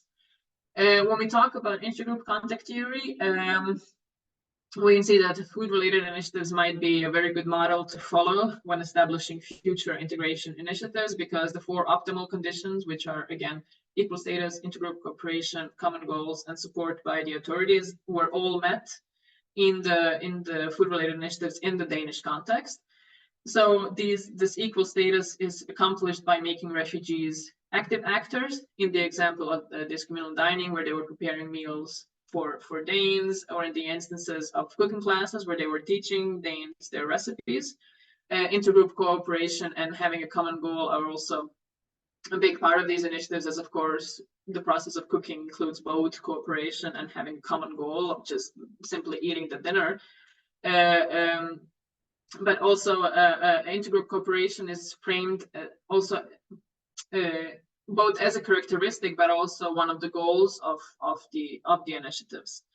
And also when we talk about this support by social and institutional authorities, as I said at the beginning, a lot of the initiatives actually had either financial or other help from the authorities to actually execute these initiatives, which might have made it easier than in some other contexts.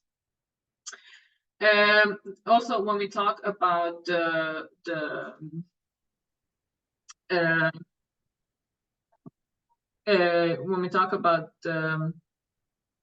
these negotiating positions, or when we talk about this, if we go back to the contact here, when we talk about these effective ties as one of the most salient ways to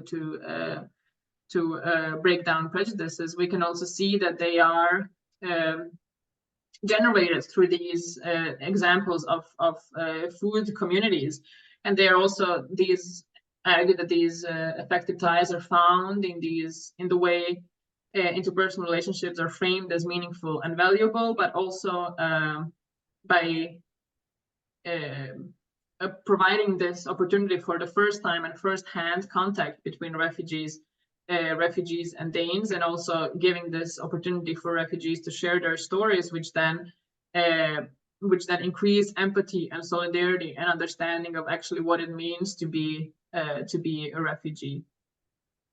And when we come to the Brown and Hewstone's mutual intergroup differentiation model, it is also clear that both groups' salience and expertise are maintained through these initiatives by enabling refugees to present their culinary heritage and culture. And also we can say in this way that when we talk about these negotiating position in the society, in the context of post-migration societies, we can say that these food initiatives also played a big role in this, because for the first time refugees, or this expectation and demand to learn about someone's culture and someone's values was shifted from refugees to Danes. So for once, refugees were not required to suppress their own culture in favor of the Danish one, but they were actually encouraged by the initiatives to share their homeland recipes and traditions together with their personal stories, which is something that they might not have a chance to do in other spheres of life. So on the other hand, they also open up for Danes to integrate into this multicultural society they live difference will that make? So finally, the overall conclusion is that I found that food initiatives are or have a great potential to become channels of integration in the Danish context. Yeah, that's it. Thank you. Thank you very much, Paola. Very interesting presentation, and also a very good opportunity for me to get to know your work.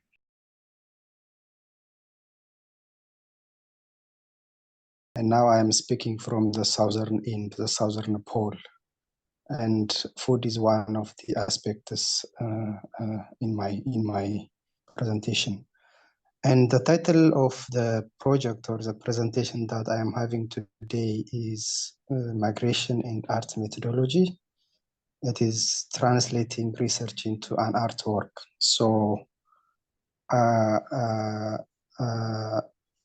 it is based on what we currently are undertaking in Cape Town and our research sites in South Africa, where we are trying to translate our research findings into an artwork so that we effectively communicate our findings to regular people, the media, and other audiences who don't have access to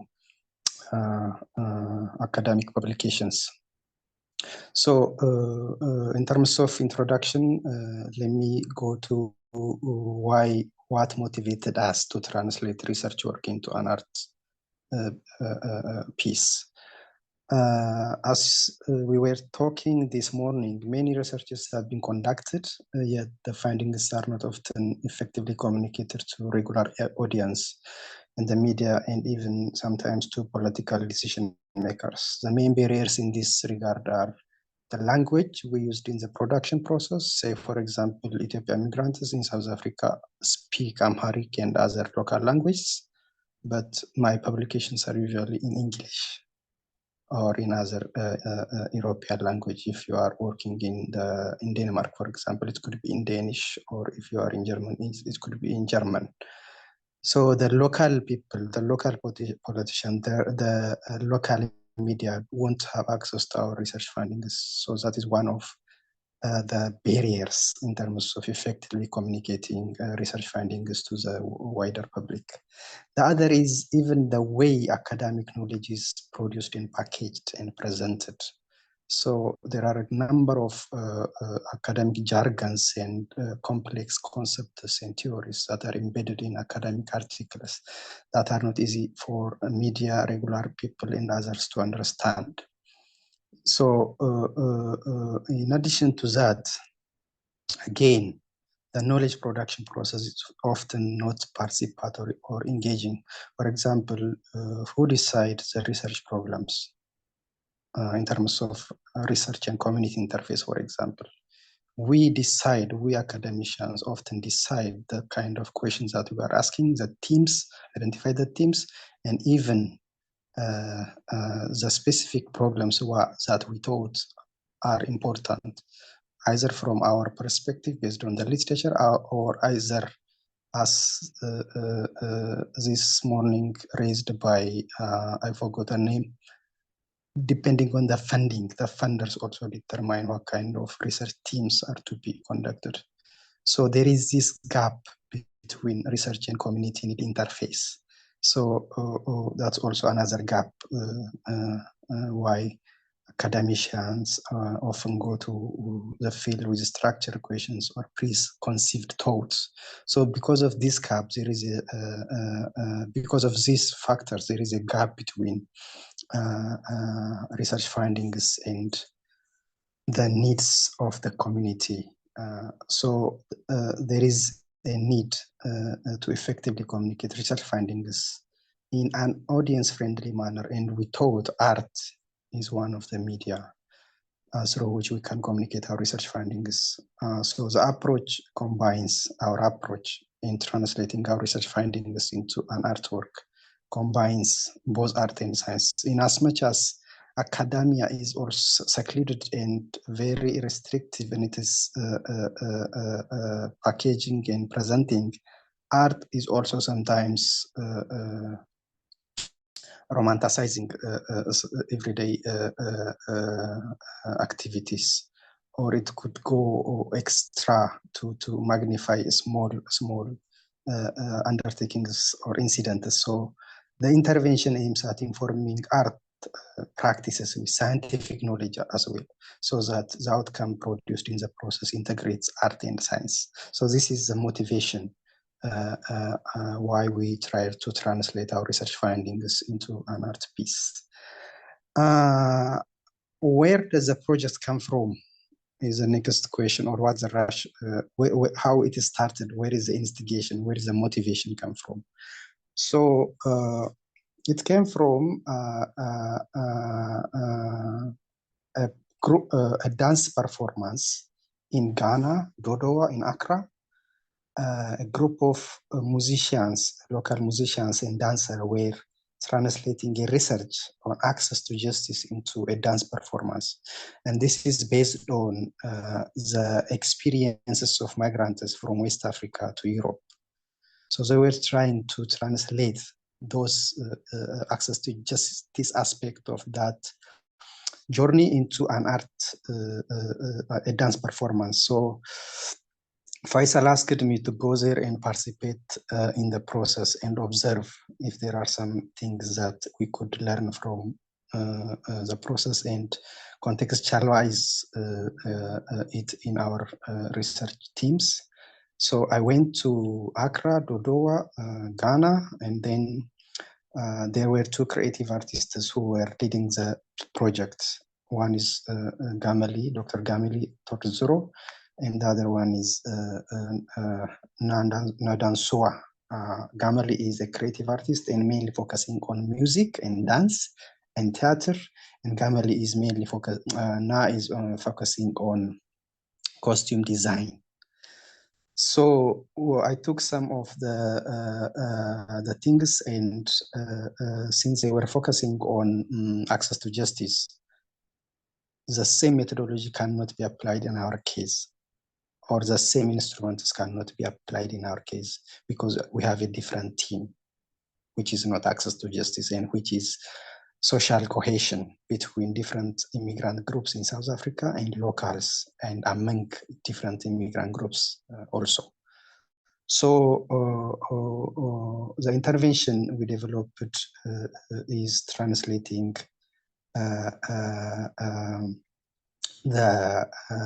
our research finding along the lines of social cohesion into an artwork. We didn't decide what kind of artwork in the beginning, and we were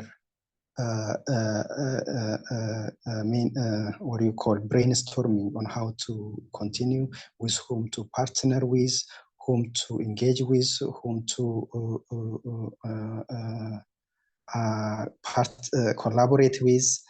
And the initial thought that came to our mind was to do a kind of choir song by migrant children and local children. But then here is what is important in terms of in the translation process. One is the methodology that we use during the rehearsal in the production process, and the other is the selection process before we even start the rehearsal and translating process or engaging with creative artists. So in terms of the selection process, for example, the team that you focus on determines who to partner with, which institution to work with, and what kind of locals and immigrants to attract, to engage with. So we keep searching for institutions and actors and people, migrants and locals, that could fit into our project. So we landed with Africa Unite. Africa Unite works with a number of immigrant locals and young. They are young. It's also an important aspect in this regard. And they also work with immigrants from different African countries, and they also have their own projects in the areas of training peer educators, trainers of training trainers, and other activities. I think they are in this session, and they will be in a position to explain what they are doing better. But in terms of our research intervention, our interventions, they were the perfect fit into it. So the costume aspect is a lesson that is learned from Dodowa, Ghana, Accra, and also the music aspect. So during the costume production, Nyamnjoh was using dyeing and tying of fabrics during the rehearsal, and everyone was making his own tying, her own dyeing, and there was singers, sewing machines, and they make the costume out of those fabrics. So they don't buy ready-made costumes, but they prepared the costumes in the process. So costume making and designing was part of the rehearsal or part of the intervention. Music production also was not, I mean, they didn't use existing songs or other, but they do create it from zero. So during lunch break, sometimes they send us to, there was also another participant from Burkina Faso. They would send us, me and him, to go to the hotel and eat. Sometimes we eat with a group of dancers. So I enjoyed the time that I consume food with this group of dancer performers. So this goes what Paola was saying about food, the social cohesion. There was this social cohesion element of it. So instead of catering, I thought food is also another important aspect that we should include in the South African context. Then, since we are operating with a number of my immigrant groups and locals, language is also another dimension. So the 4 tools that we used, in our intervention is music or tune and melody, different type of music from South Africa, from Eastern Africa, and from Central Africa. It's sad that we don't have someone from the northern part, unfortunately. And food from East Africa, from different parts of Africa, language, different language, and costume. The interesting thing about these instruments or these tools is that they are very diverse. The music is diverse, the food is diverse, the language is diverse, the costume is diverse, but there is similarity within them. So this directly goes to the issue of social cohesion. Although we are diverse, although we are different, we are the same. Because, for example, when we talk about food, the most common food in West Africa could be fufu and bango. The same food would be called, with a slight modification in how it is prepared. It could be called ugali in East Africa, or gamfo in Ethiopia, or pap in South Africa. So we have the same ingredient, but the way this is prepared is different. So this shows unity amongst diversity. The costume is either linen or cotton, but the fabrics and the designs are different. So it shows diversity in terms of within unity. The costume, the language also, there are some commonalities in the different language that people from different backgrounds speak. And there were moments where people were communicating with different language, but they were understanding somehow. So it shows that there is some commonalities in language. So in addition to these hard instruments or these tools, we also introduced soft values that would bring these people that are coming from different backgrounds, having different culture, having different lifestyle and stuff. So these values are especially important in the first day of the meeting. When people from different backgrounds come, they have this eagerness and this desire to dominate the space, to contribute positively, and to outshine. So it kind of created competition among different migrant groups or different participants. So everyone wants to outshine, to overperform, or to shine out. So these soft values were introduced in a way to tame that kind of competition and turn that competition into cooperation. And these soft values include inclusiveness, gifting, playfulness, passion, compassion, resilience, transcendence, etc.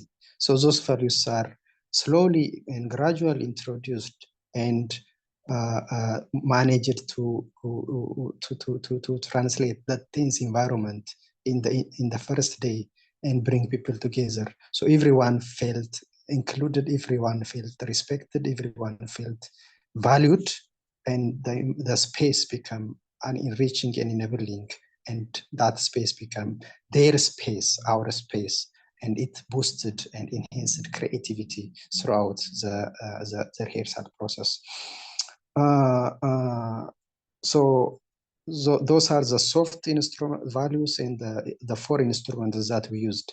So the theoretical backgrounds and the other frameworks could be discussed separately. We like we said, we are coming from experience from below. Then it could be aligned with existing theories and frameworks. But I am speaking from the point of what we did in the ground and what we experienced, what these people experienced in the space that we created. Okay, the other dimension in terms of methodology is what is new about this project, or what we felt new about this project. So instead of presenting the multiple culture and values from different cultures in Africa, the intervention to try to bring them together. In so doing, the interventions bring new dimension. Let me say, for example, the first new dimension of this project is the issue of coming out of your box, or coming out of the comfort zone of different participants that come from different cultural background. So if I am singing in Amharic, and if I'm asked to present a music, I would definitely tend to speak or sing in Amharic because I am more comfortable in so doing. If I am asked to eat, I would definitely eat injera. If I am asked to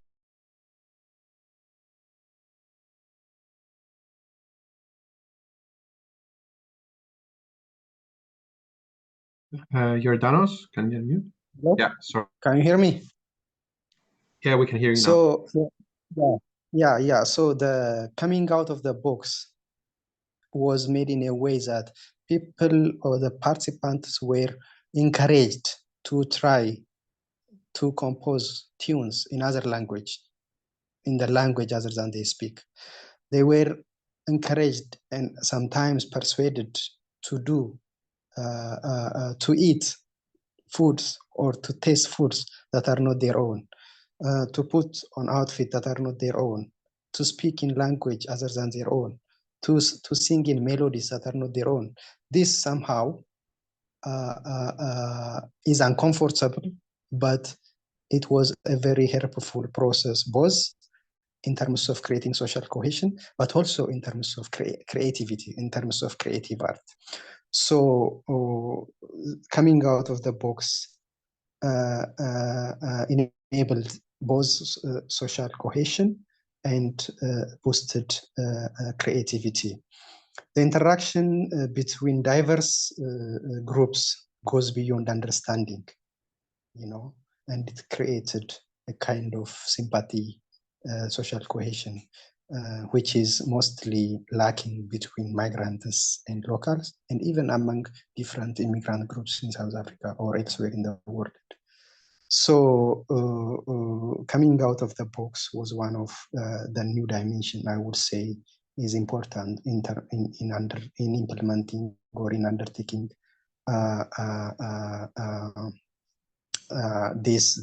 undertaking these kinds of interventions. In terms connected to coming out of the box or coming out of comfort zone, there was this stage of the production process called disturbance or intrusion or creative destruction, and that was a very tense environment.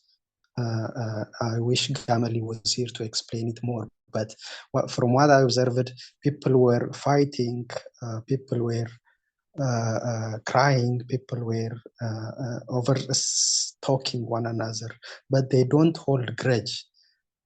Through resilience, through those soft values we introduced, they started to manage to tame their ego, to understand one another.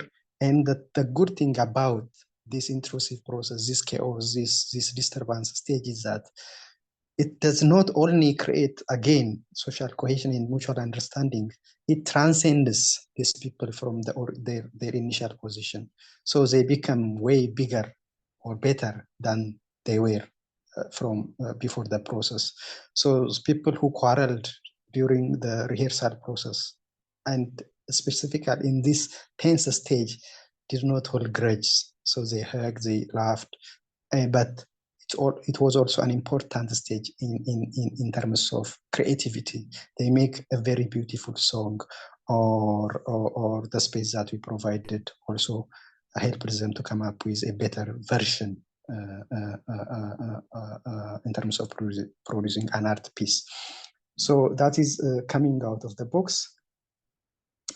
Related to this is role reversal. Role reversal, for example, when I say role reversal, like I mentioned earlier, during the play, for example, because the methodology we used, when we asked them to sing a song in different language and to combine it and come up with one song, because they enjoyed that space, that nurturing, that enabling space, they come up with their own sketch and they turn the music into musical drama.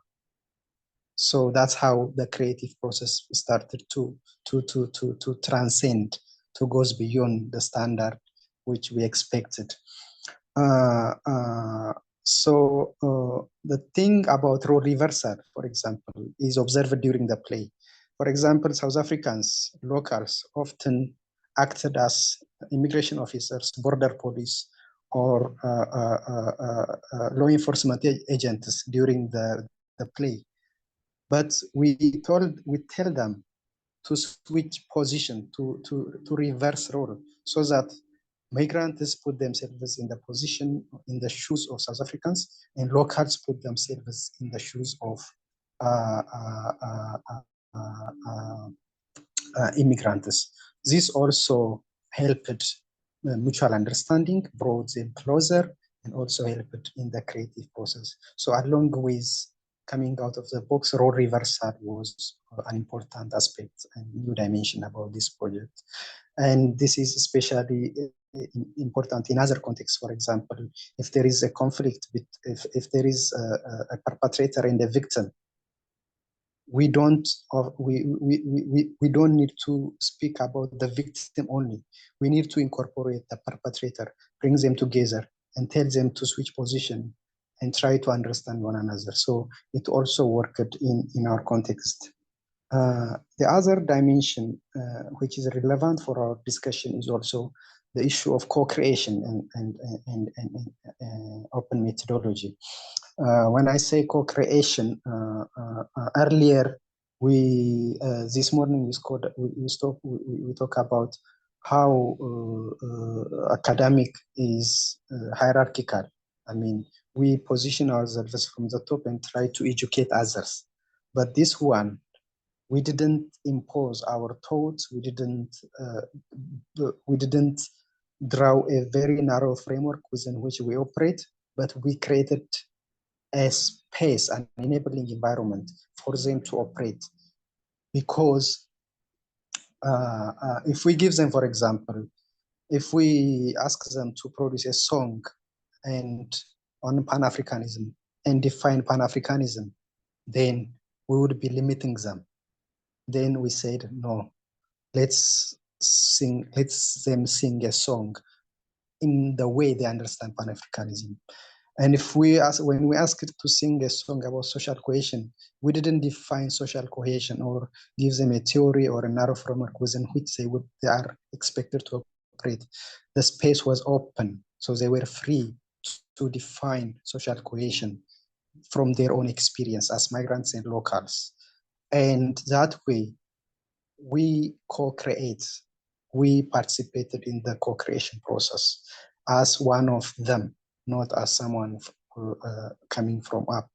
And we found it very important because some of the participants, almost all of them, thought, again, their ideas are valued, they are respected, and in addition to creating, again, social cohesion, it also boosted the creative process of art. So those are the main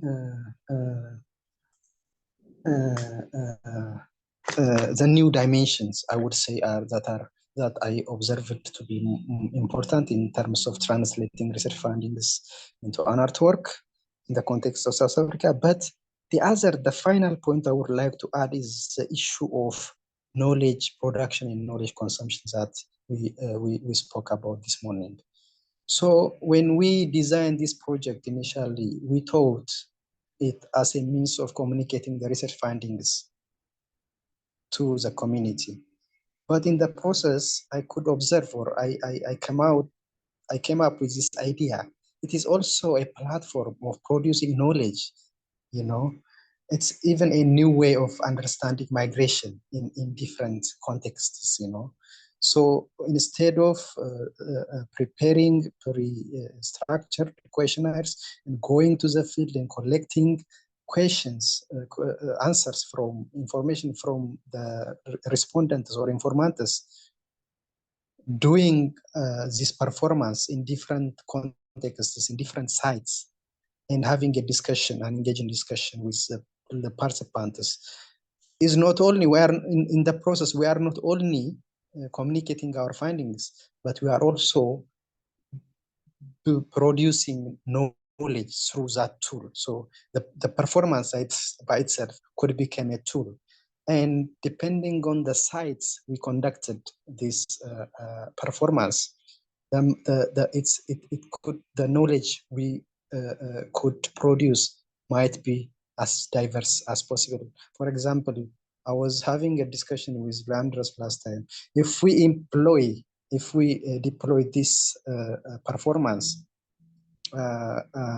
in refugee campus in transit countries, for example, it could give us a very unique knowledge about what it means,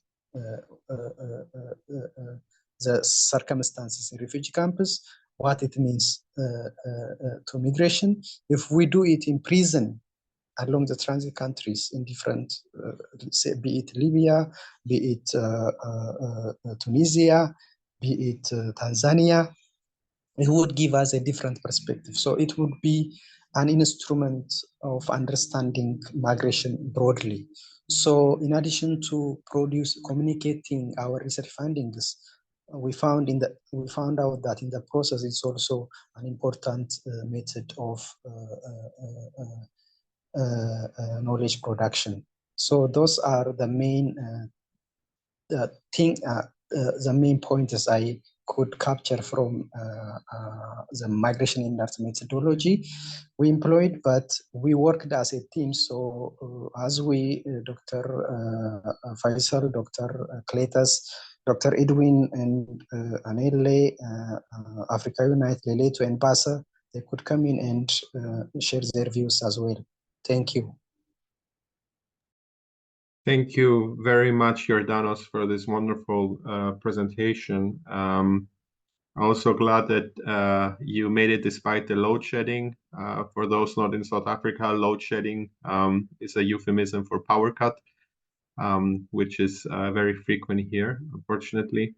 So really glad to have heard your presentation, and I'm very, just to speak for myself, I think the biggest revelation that I had since being here by interacting with the Mobility Hub was also the question of methodology and how creative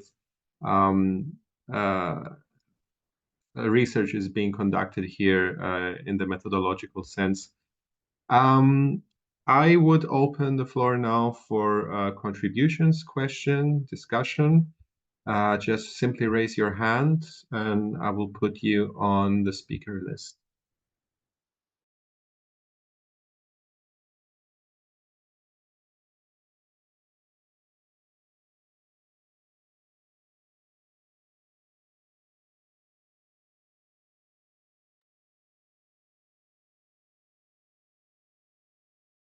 Can I say something? Of course. Yeah. Yeah, thank you so much for the presentation. And yeah, I'm also impressed. I think in the decolonizing kind of narrative, we talk a lot, but we really actually touch the question of methodology, which is very central to, you know, how can we really center and amplify the voices of people we are working with, and also this question of being in different contexts and translation and how things get translated, lost in translation as well. So I was just I was hoping to have some recording, or I don't know if you can send us any material, something to have, like to see concretely what does it give, or yeah, any reference, anything. I'm very curious. So it's not a question of it. I'm very curious, and I would love to know more about this, if it's possible.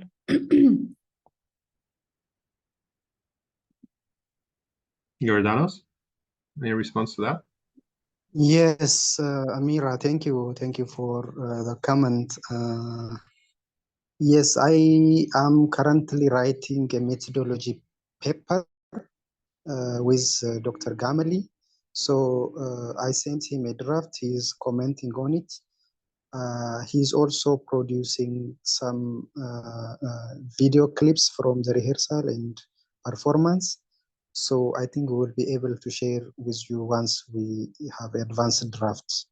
So I will share my email with Landros, and then we can communicate. I think we will also, it will also, the purpose of this joint presentation is to cross-fertilize idea and share material as well.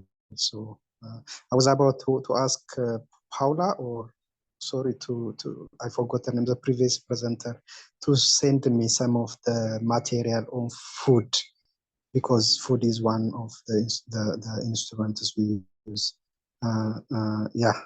But again, like I said, we worked on this project together. So anyone from South Africa team can add on if I miss something, or if I didn't bring out clearly to the floor. Thank you. Thank you very much, Jordanos. Any more comments or questions?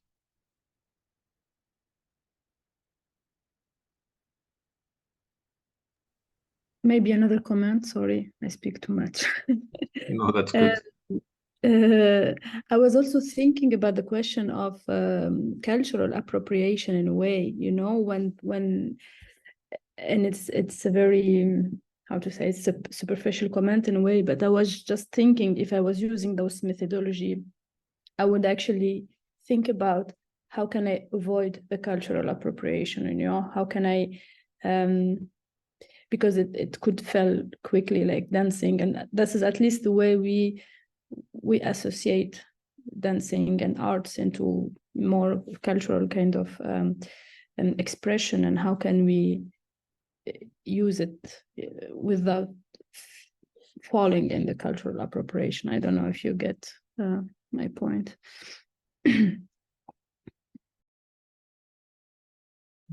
Jordanos, a response to that? If you could, Amira, explain a bit on what you mean by cultural appropriation. You know, one of those things we have as academicians is academic jargon. So yes, you're right. So I will just tell you, maybe give you an example where I feel that this could. So if I think if we stay within the same context and using art and also maybe within the activist circle, I don't see the problem, because people, I mean, the cycle itself would be critical to kind of engage with those expressions in a more in a critical way. But if I take these materials and I put them, for instance, in a Western, audience, the risk is that it's like what we see when people.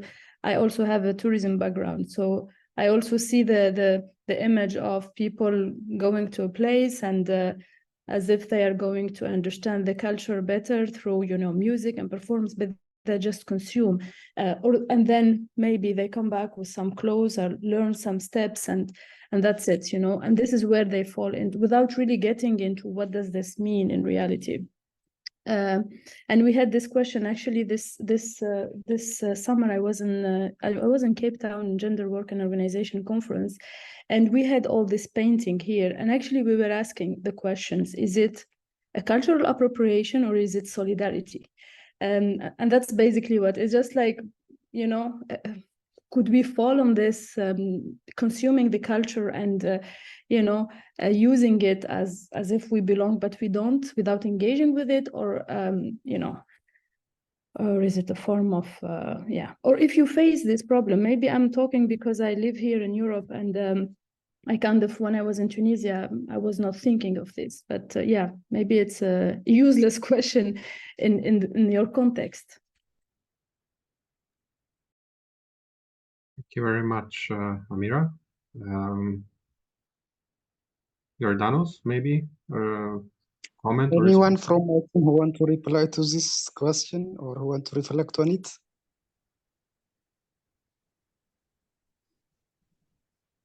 Oh, okay. No, you are right. I got your point, but one of the futures of this approach, of this methodology, is that it can be, I mean, if I don't know if I capture your question right, but it can be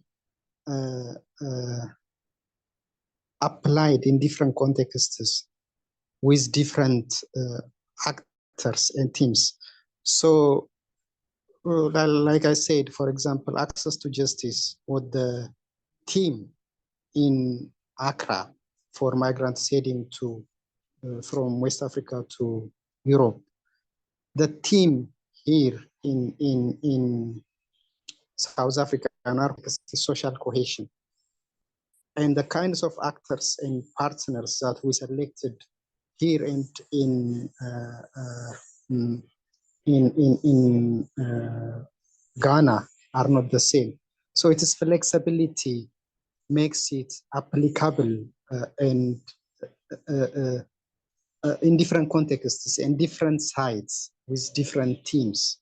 So, for example, after doing this performance in Cape Town, in alternative space called Chimurenga, I went back to Ethiopia and met this theatrical artist in Addis Ababa. And what I am interested is in the methodology, in the process, in the type of actors, in the team that is picked and translated into an artwork. So there is an war and conflict in Ethiopia, especially in the northern part of Ethiopia. And normal people, regular people that are not part of the fight are being affected by the narratives, and conflicts are, you know, spreading and affecting normal people. So that we talk about implementing the same methodology, but the theme is not social cohesion, but kind of national consensus. So who will be our partner? What are our instruments? We will modify them a little bit to fit into that context. So I think that way we'll be able to avoid this thing of cultural appropriation and fit into the specific team, the specific site, and the specific context where we are trying to implement. I don't know if I fully understand the question. I reply satisfied. I think it's really, I mean, I understand better, because here the center is a theme itself. It's social justice. So it goes beyond. It's not about culture. It's about the cause you're fighting for, and therefore it could be in different places while you change the theme, but the team or people, without changing the central idea or changing the central idea. But so it's the cause and not the culture that is here central. right? Yeah, that's but I'm also eager to learn if you have a different views or perspective, and we can keep discussing on this. No, I'm actually very curious. I would love, I mean, to use those methodology. That's why I'm kind of, I think we can only learn from you here. I didn't have the courage yet to use any of those methods, but definitively, I think it's very interesting. Thank you so much. And I'm only a Can I disciple just here. add Yes. something? Yes, Yes, Dr. please. Cletus Yes. wants to say something. Yeah, just to add to the whole idea of cultural appropriation, it all depends on the angle through which I approach the concept and how you approach the concept of cultural appropriation, because the whole idea around the methodology that was used was driven by the desire of multiculturalism, was driven by the desire of integration, social cohesion, So in this sense, it was more of cultural exchange and not cultural appropriation per se.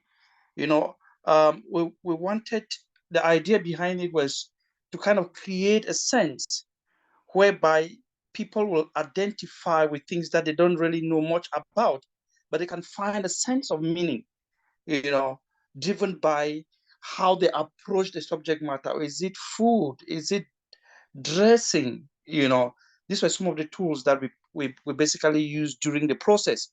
So yeah, it was more of, it is, I think in my view, it's more of how we approach the whole concept of it, because I remember clearly Dr. Gamali pointed to a fact that the reason why in most instances we fear the other is because we don't know the other, maybe in terms of language, but when we look at language from a different perspective, from a musical perspective, how does it sound to the ear? Then we kind of change our approach of how we see the other.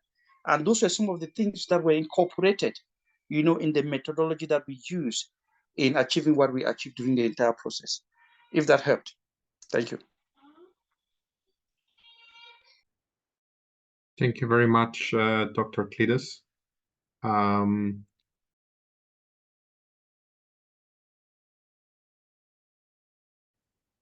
Yeah, so it was just, I stated this one to serve as the background for the study, why there's now a growing urban population, there's a growing refugees, there's growing undocumented migrants, and based on that, I indicated that there's this different perspective as to how to deal with this situation, whereas the national level, there's a growing restrictive and exclusionary policy. At the city level, there's that also growing tendency to show solidarity towards refugees and undocumented migrants. So based on this, we'll now go to look at the next slide, which I try to, based on the studies, there's this, these were the common concept that were just, that I came across, the notion of urban sanctuary, the notion of solidarity, which is common in North America, UK, and Canada. Solidarity cities mostly in Europe, and then because that's how Europeans mostly term it.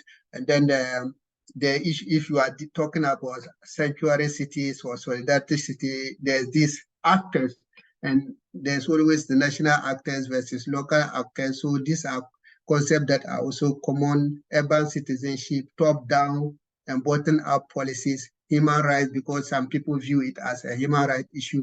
Then you also cannot escape the notion of refugees and undocumented migrants. And we are also talking about civil society and other organizations, academic activists also helping. So civil society organizations also come into play here. So these are some basic concepts I thought is important to point out. We can go to the next slide. So what is the gap here? The gap here, we have seen that there's a growing literature looking at this notion of solidarity or urban sanctuary in the over the years.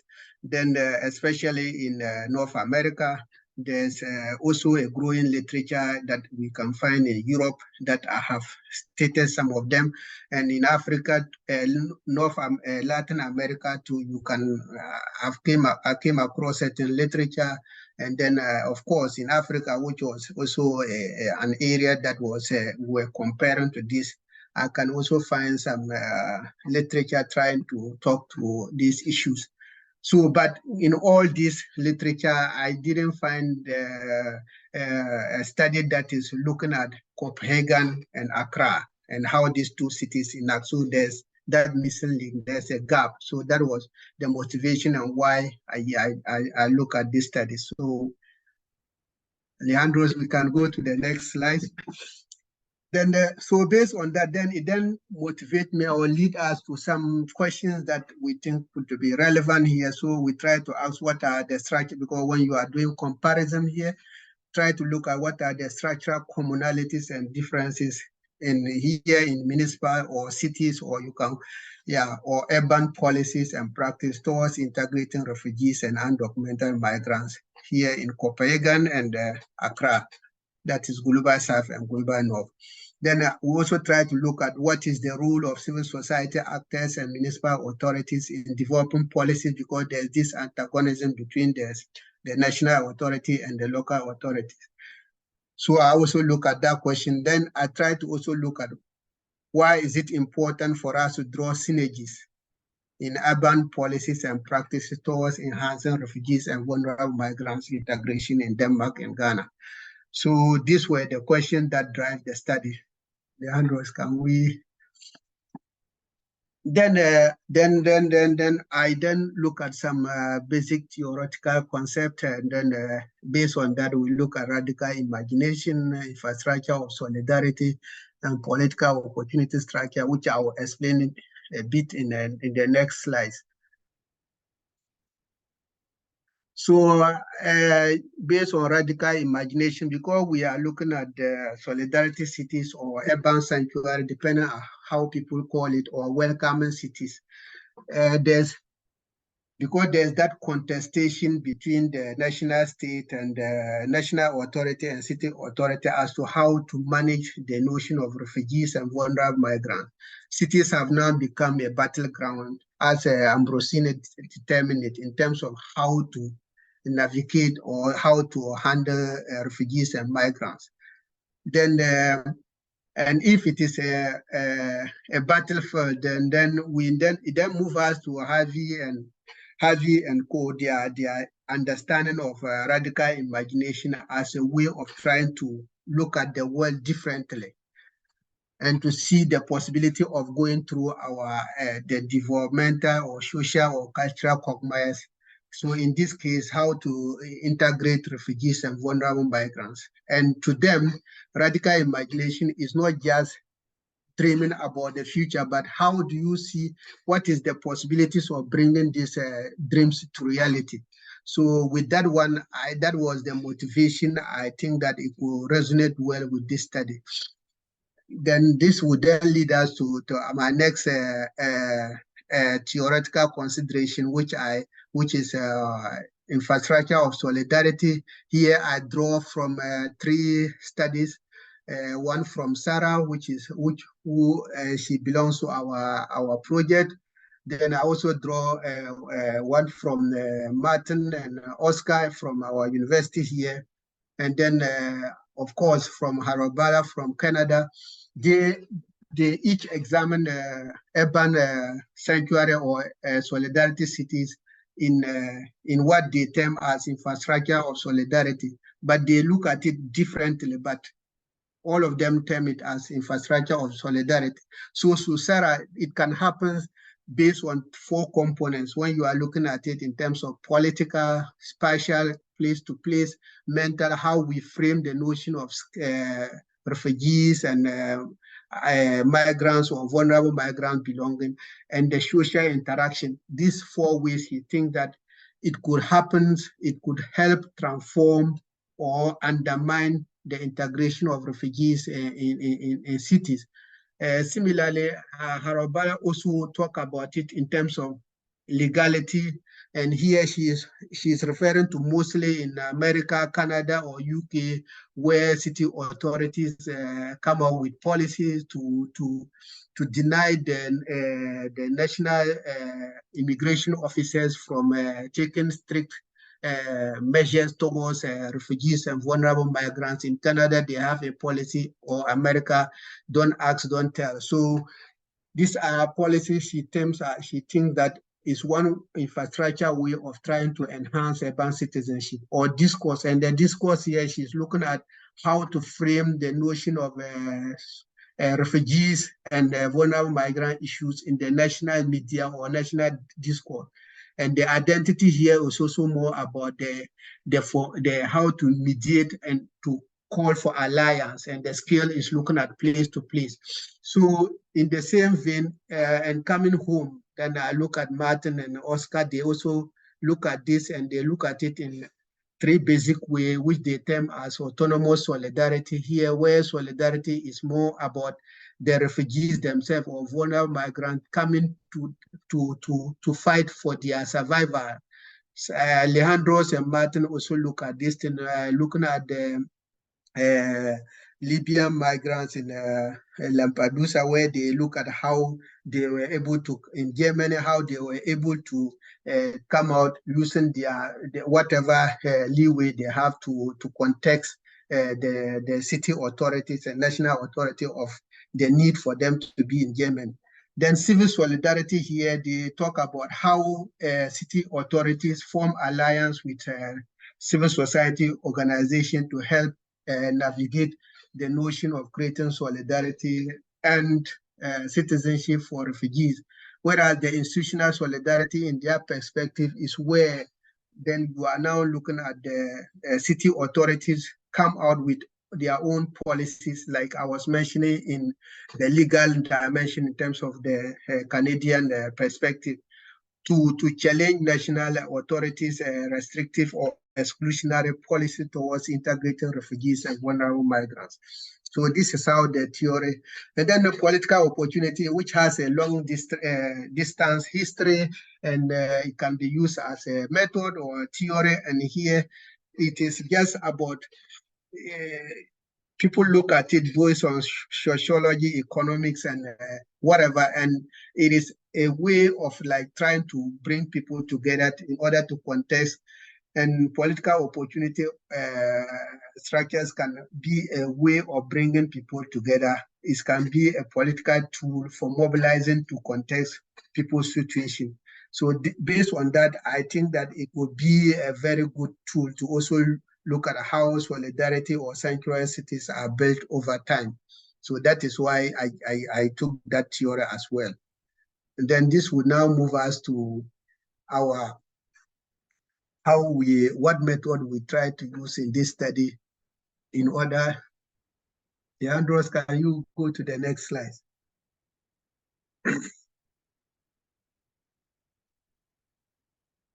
So methodologically, this study was driven by both primary and secondary data consideration, and I also used software term as Voyant tool in order to come up with the key codes and to generate the themes for the analysis. So, Leandro, so both in Accra and Denmark, this was some of the code, the study participants, people who were involved, their institutional organizations, and then we came out with this. These were the study participants, and this study was done in 2022. Then next slide. So like.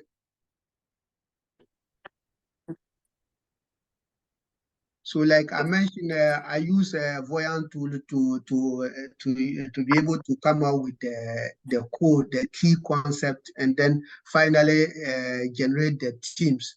Because when you use the interviews and put into this, you will be able to get the key concept, the notion of migrants, immigrants, Ghana, those issues. Then how many times the notion of refugees come out and all these issues. And that helps me to generate the teams to do the analysis. This was just to show. So Alejandro, can we go to the next? So in terms of findings, like I indicated, because it's a comparative studies, and I know this was the last, one key finding was to look at what are the structural commonalities between Accra and Denmark. And then the next one was, what are the structural differences? So, and I know we are tired, so I didn't bring huge quotations here. So, but the findings indicated one of the key areas of structural commonalities between these two cities is the notion of integration policies and practices. Here, the findings indicated that both in Accra and Denmark, the nation state still hold the constitutional right to determine and to guarantee who get the chance to enter and then who get the refugee status. So, and then the burden then shift to the city authorities or municipality to manage these refugees. So that I found that to be a case for both Accra and then Copenhagen. So it is also clear from the studies that the issue of sources of refugees and vulnerable migrants to host cities, both Accra and this in most of my interviews indicated that it is not clear where you get these refugees coming from, because it normally depends upon the geopolitical situation at the time. Because the time I was doing it, Denmark or Copenhagen was receiving more refugees from Ukraine. Then that of Accra, they were getting people from Cameroon because of the Ambazonia issues. And at that time, Accra had about 35 countries of refugees. Then this issue of local authority and civil society collaboration also came out strongly as a commonality between the two cities, both in Copenhagen and Accra. The finding shows that most of the city authorities, because in Copenhagen, the city authorities, they apply or whatever they do is based on the national law. So mostly where they are limited in terms of, especially if you don't have CPR number or a yellow card, the city authority cannot help you. So what they do is they liaise with the civil society organization, NGOs, to help.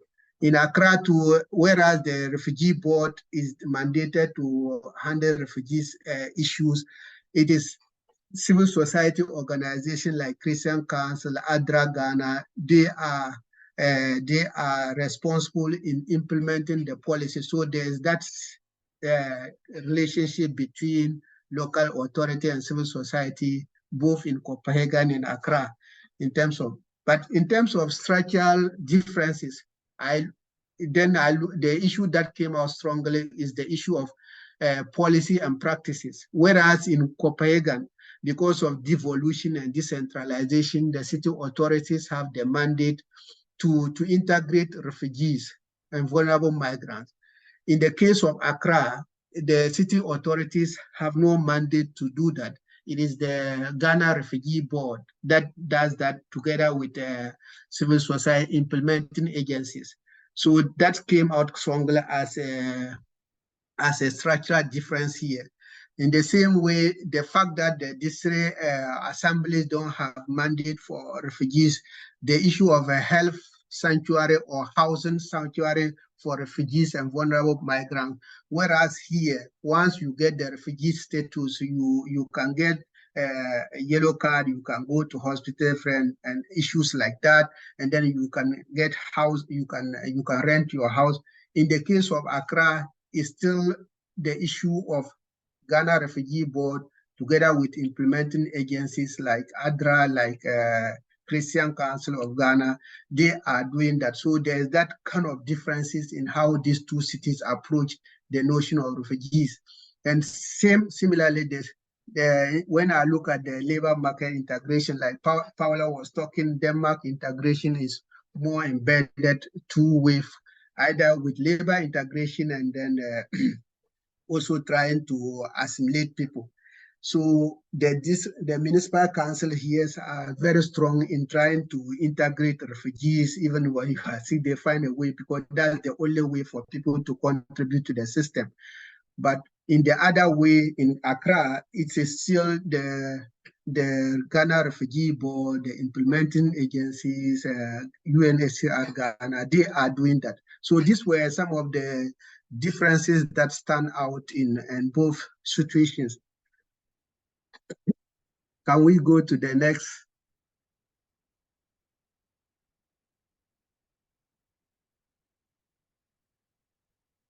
So like this one I already explained in terms of like CSO and local authorities in the context of how civil society organization and city authority find innovative way to help refugees and vulnerable migrant integration, and they do it in the area of legal and advocacy.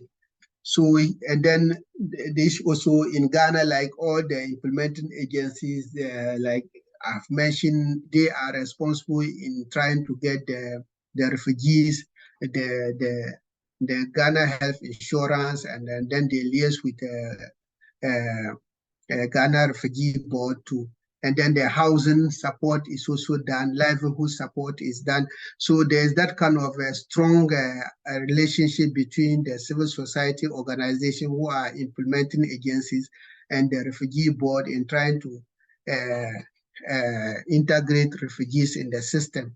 So, and it is still in the same way here to most of the time you see that the CSOs and civil society organizations that are working with refugees or people with vulnerable situation, they get funding from the municipal authorities. Leandros, yeah. So like I was talking about radical imagination, one of the ways we know refugee issues are a recurring issue is something that we cannot just say from now on it will not be there again. So what is the, I was asking the study participant to then think out of the box, or what is the best possible way to ensure sanctuary or solidarity cities not to just remain on paper, but to become reality. So in that way, most of the participants were, one of the issues that they hammer more was trying to prepare for unpredictability.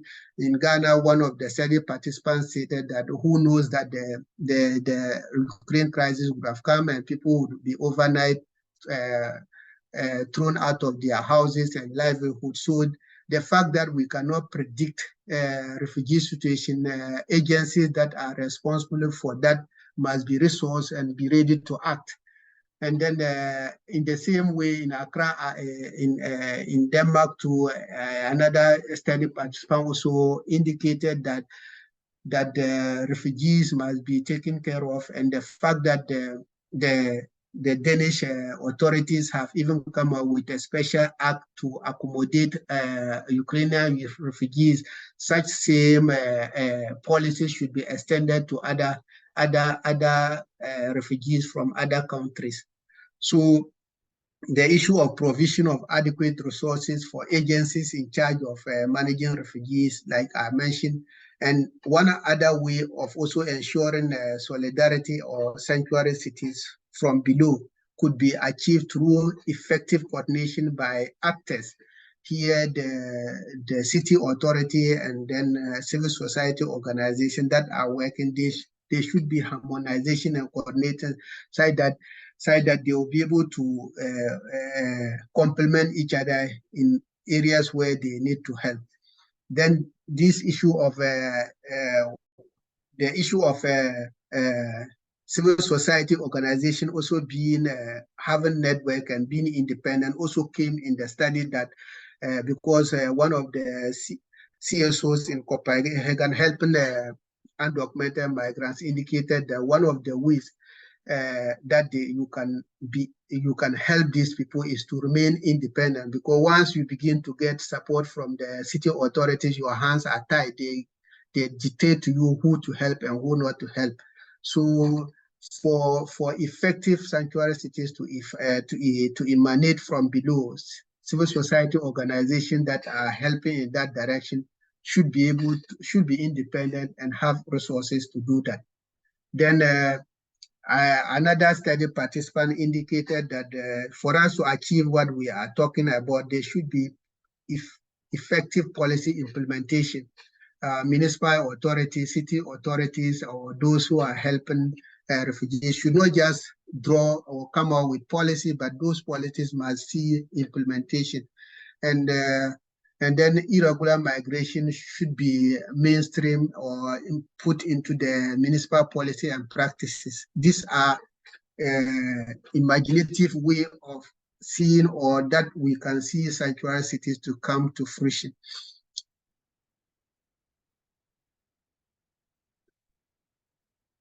So in conclusion, these studies reveal some structural commonalities and differences in Copenhagen and Accra towards refugees and vulnerable migrants integration.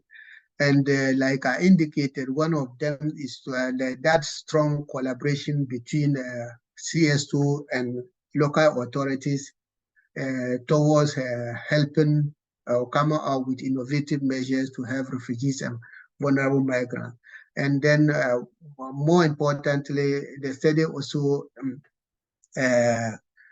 indicated that future studies should consider the role of refugees and vulnerable migrants in coming out with sanctuary cities, because in this study, I interviewed municipal authorities and civil society organizations. Refugees themselves were not included as study participants. So, but at the end of the day, I realized that future studies should take this into consideration, because their view could also enhance the discourse, building on what Alejandro's and Martin captured, looking at the refugees themselves. So then this leads us to the next slide, which is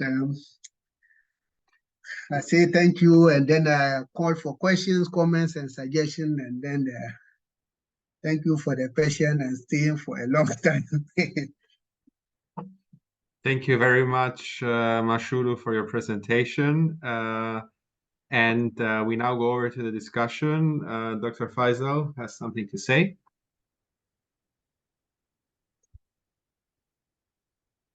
Yeah, Mashudu, greetings. Thank you very, very much for this presentation. I think it's really great to see comparative work. You know, it kind of, one, it shows us the commonality of the human experience, right? But also see where struggles could be fused together. So I really think this is commendable. So I have a number of comments, but I'll try to limit them. Look, I like the idea of the sanctuary city. I think it's, I mean, I have done some work both as an activist and as a scholar, you know, with activists in Berlin, for example, you know, but also with some nascent groups in Freiburg. I think it's a really important concept. But these are my questions. I just want to push you a bit, okay, so that that's the point, right? So I have a question, and my question is this. It's a framing question before I come to the substance, the little one. What is the condition of the travel of concepts? How do concepts travel? What happens when concepts travel? Okay. And what can we understand when we move with concepts? And what do we do with concepts? Do we test concepts, or do we rethink concepts when they travel? I don't know if all this that I'm saying makes sense. So in 2019, I was with Harold Balder in some fellowship, and Harold had come. He was interested in understanding sanctuary city in Africa. There's a guy called Derese Kasa, he's written a book actually on sanctuary cities in Kenya. And we had an interesting debate at the University of the Western Cape in September. Because my point is, one has to understand what sanctuary cities are, how they emerged in terms of the role of the church historically in Europe. Okay, it's really important to ground that. But secondly, to say that these were things that emerged organically out of the struggle of activists who were trying to push back against the excesses of exclusion, anti-neoliberalism, right? So really it's about world making in a certain sense, using mobility and belonging as an entry point, right? So it has a specific history. I think concepts travel, they have to travel, but I don't think concepts should be imposed or just tested when they travel. I think concepts have to be rethought when they travel to say, what is it about this specific reality that makes this concept useful, extends it, or rethink it? So in the case of Ghana, right, I'm really glad the examples that you've used, and well done for this great fieldwork. But there are a number of things. One is this, that some of the things that you've described are actually donor-driven things. It's really important, okay? And multilateral organization-driven things, okay? And the question is, to what extent are they connected to local struggles in Ghana? Okay, and to what extent are they part of the NGOization of struggle? And you get what I'm saying? And this is what I mean. In Ghana at the moment, there's a group called GUTA, Ghana Union of Traders Association.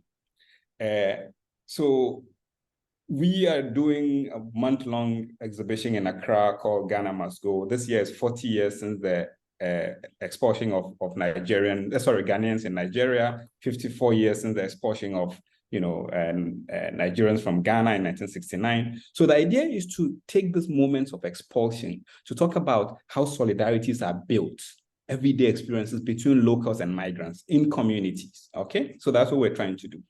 And some of the protagonists here is the GUTA. So for those who don't know, GUTA is basically a group of traders in Ghana, okay, that occasionally goes on this rampage, really, closing down foreign-owned shops.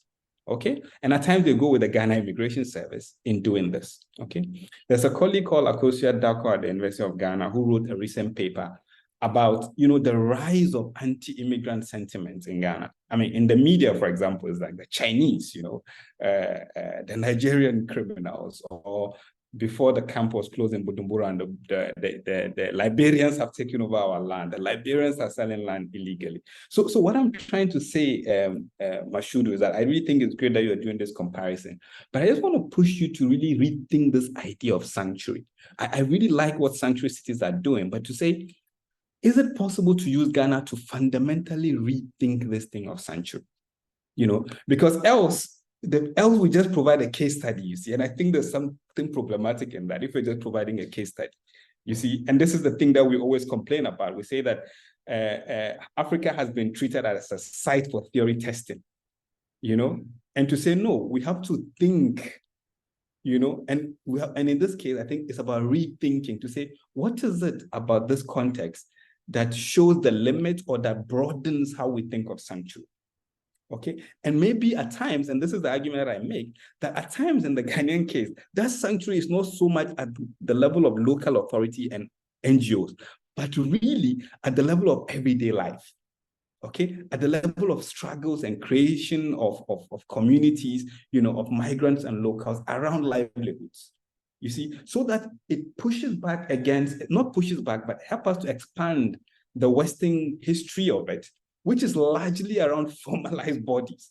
Do you get what I'm saying? So really, I'm just trying to get you to kind of,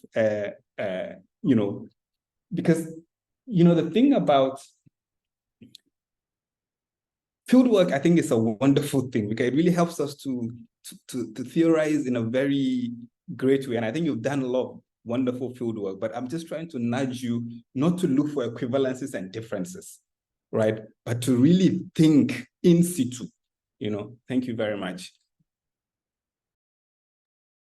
Thank you very much, Faisal, for those comments.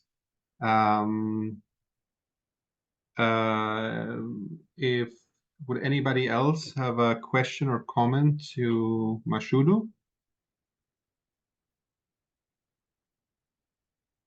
So maybe Mashudu would like to give some his comments on the thoughts by Faisal.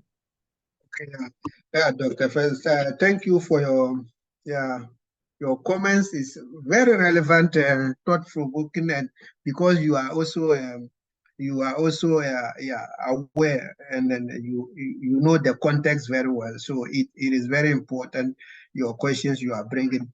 Yeah, if there's a need for us to rethink the notion of concept, whether they travel or they are not.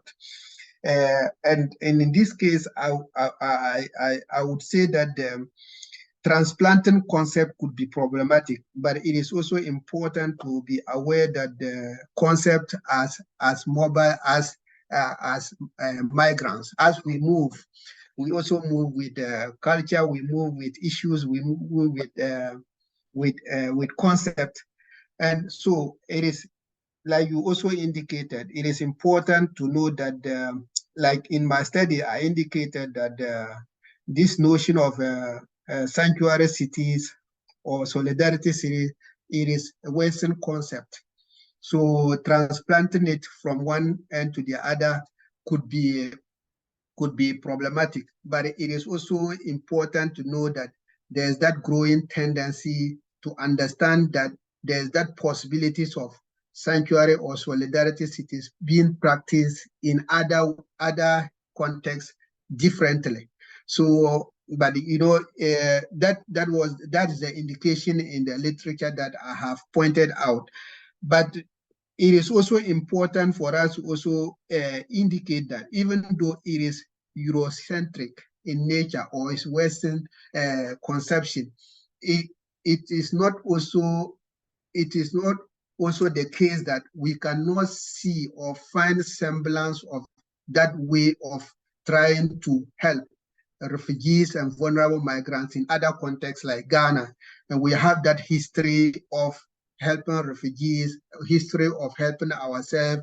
So it just maybe the naming might not be the same, but if you look at our Ghanaian culture, our Ghanaian being welcoming, and Ghana has served as a sanctuary city for even even for the liberation of Africa, where our first president had to open the doors of Ghana to accommodate other leaders to come for the struggle of the liberation of the entire continent. So and then you also pointed about this notion of Bujumbura and then other places where citizens were complaining that their place is even well developed and they are taking their land. That economic issues and challenges have also pointed out.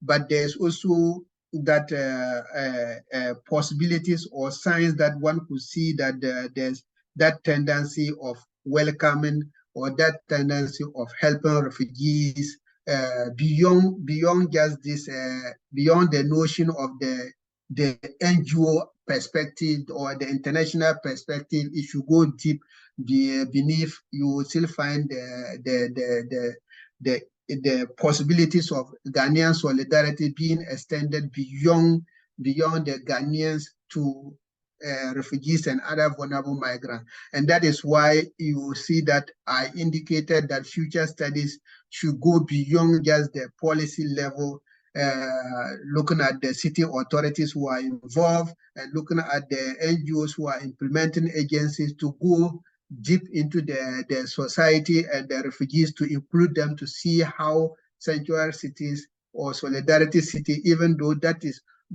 might not be the right name, but how it works and resonates in the Ghanaian context.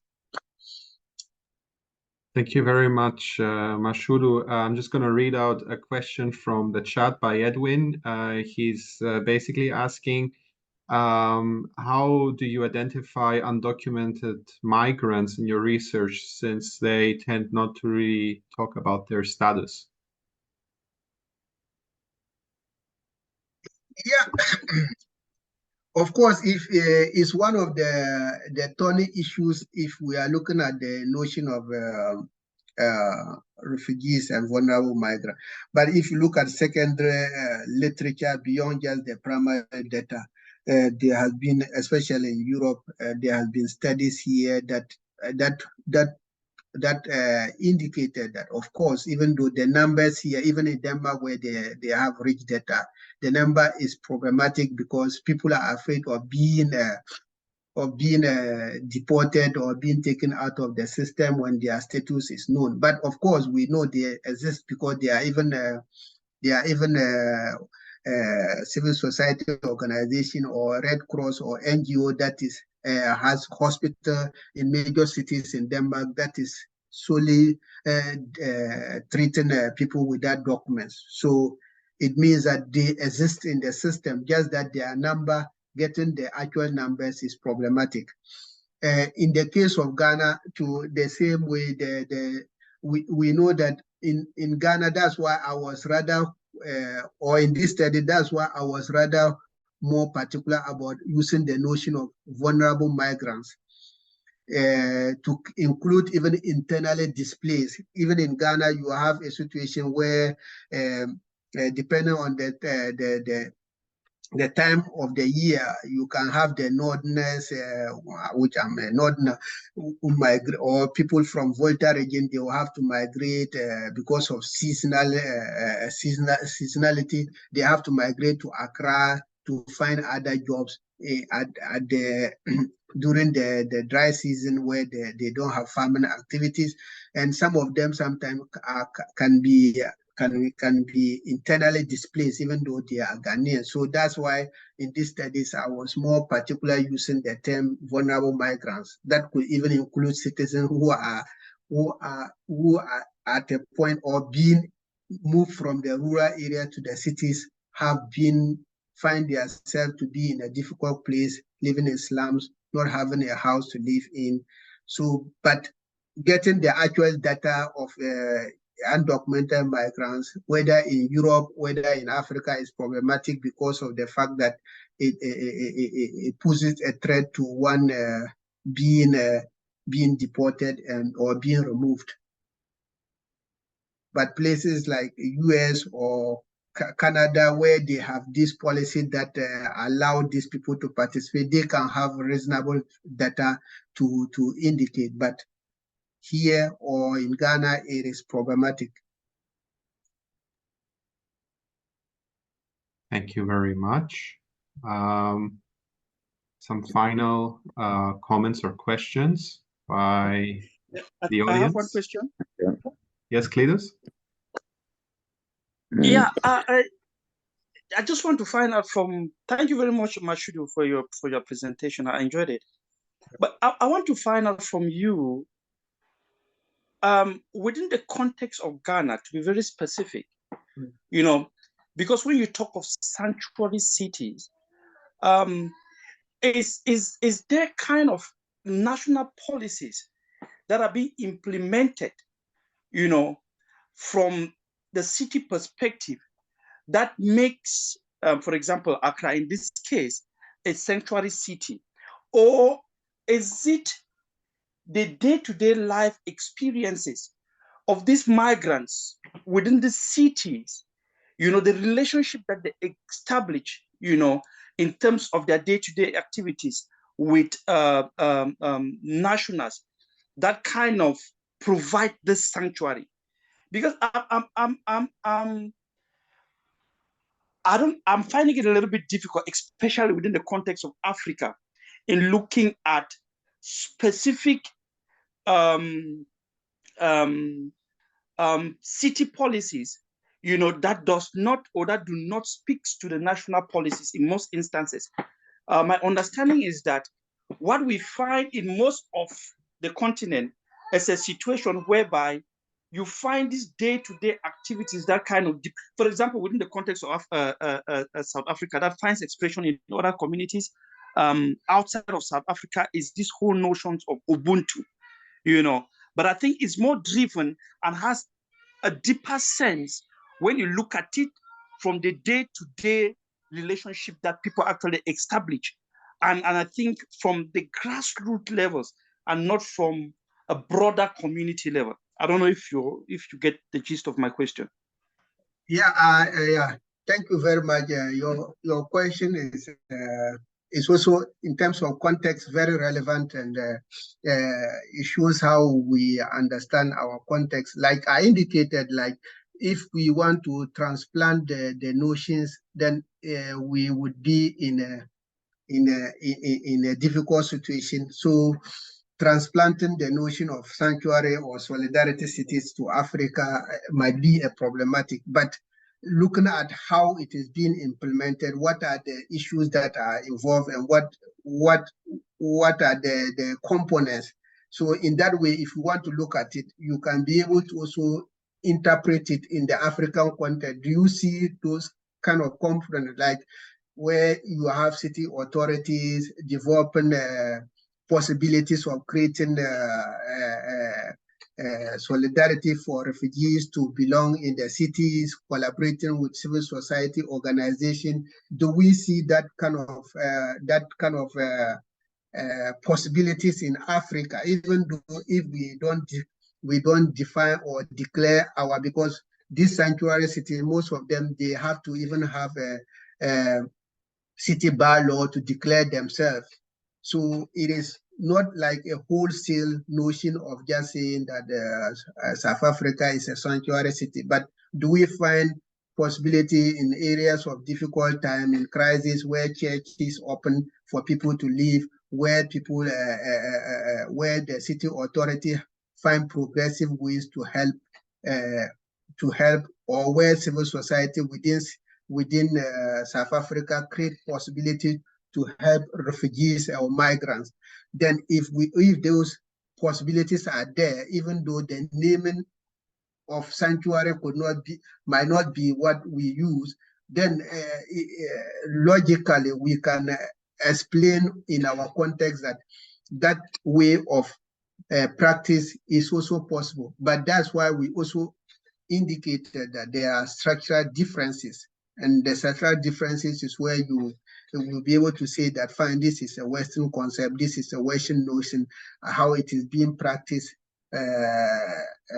from A to Z in Copenhagen cannot be found in Accra in that way, because, for instance, like you indicated, our policies is being nationally driven. Most of the city decentralized agencies in Ghana, the Metropolitan Municipal and District Assembly, they rely, their source of funding and everything is from the central government. The central government appoint the DCEs. So you see, it is being controlled. There's that control of this. But notwithstanding, do we find civil society organization being collaborated with other agencies to help refugees or otherwise? This were the perspective and the way I drive this discussion, not necessary to go by just the word and how it is being used. Dr. Faisal? Sorry, Mashudu, your response to Dr. Cletus just brought something to mind. I now clearly understand what you're doing, but you see, it's one thing to describe the presence of phenomena in different places, but then there's the analytical level, okay, to say what gave rise to this, what functions does it serve, and how did it come to be? So the case of South Africa, the churches is actually a continuation of the role of the churches under apartheid. You see, so that if one is so I think you might say, okay, the church in Cape Town, the church where Desmond Tutu used to preach, provides some sanctuary, just like the church in some church in Berlin, right? But I think what I'm trying to say is that there is something deeper. There's a deeper level of analysis that you may want to consider, right? So that you're not just looking for a descriptive thing, but the conditions for the rise of these things. If not, the danger is this, that there's sanctuary city in Copenhagen and there's sanctuary city in Accra, right? Which is really what has been happening over time. So the question would be to say, okay, what is it about the history of migration in Accra? Because if you go to a place like Nima, for example, in Accra, now this is a place which is a product of migration, internal migration from up north, as you said, but also from different parts of West Africa and the Sahel, okay? So that the way in which people self-conceive of themselves in that place, right, is completely different to say someplace in Berlin, you see? So that the idea of the sanctuary here often is about people who ordinarily are outsiders. But here, the way in which people self-conceive, is quite different, because people have what I call multiple forms of belonging. right? And just to end, there is this category that I really like to use to explain this. There's a Hausa, the Hausa is kind of a, mainly northern Nigeria and Niger, but because of migration, parts of Ghana all the way to Salaga, all the way to Sudan, actually. So there's a Hausa category of mobility called Yawon Dendi. It simply says that if you reach the age of maturity and you haven't left your place of usual residence and returned, you are considered a fish trapped in a pond.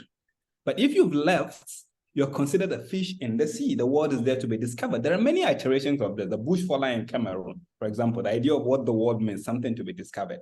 Now, if you operate with that outlook around mobility, okay, and you go to a place, your notion of placemaking differs. The way in which you orient yourself differs, but also the way in which societies that are produced by mobility think of these things differ. Now, that is really different from the history of Europe. And why? And this is nothing biological, it's just historical and sociological. Europe is a small landmass, okay? So all this conquest in Europe is really about doing what? Expanding territory, okay? So in Germany, for example, they have historically, you define Germanness, by something called land, territory, and something called German blood, whatever that means, okay? And you have other ways in other places. But in Africa, again, even before the transatlantic slavery, Africa is a relatively huge space, okay, with few people. So conquest in Africa is about increasing population, not territory, okay? So notions of territory would differ based on this historical trajectory, right? So that this idea of exclusion, which is really, you have to exclude to keep more territory. In Africa, is different. So you have no moments where entire settlements just migrate in Africa to a different place, right? Because it's more enabling. So what I'm trying to say is that we have to take seriously this sociological realities, right? And therefore say, what is it about the structures of society that give rise to certain relationships to foreigners and therefore different means of incorporation, right? And I'll stop here. You know Okomfanochi, the kind of the Ashanti diviner. Now, many people do not know that Okomfanochi is actually not Ashanti, he's an urban man, but he became Akanized as a result of migration and became an Ashanti, you see, so that people understand mobility as a shifting thing. But if that is possible because of the historical way in which population, space, and economies function.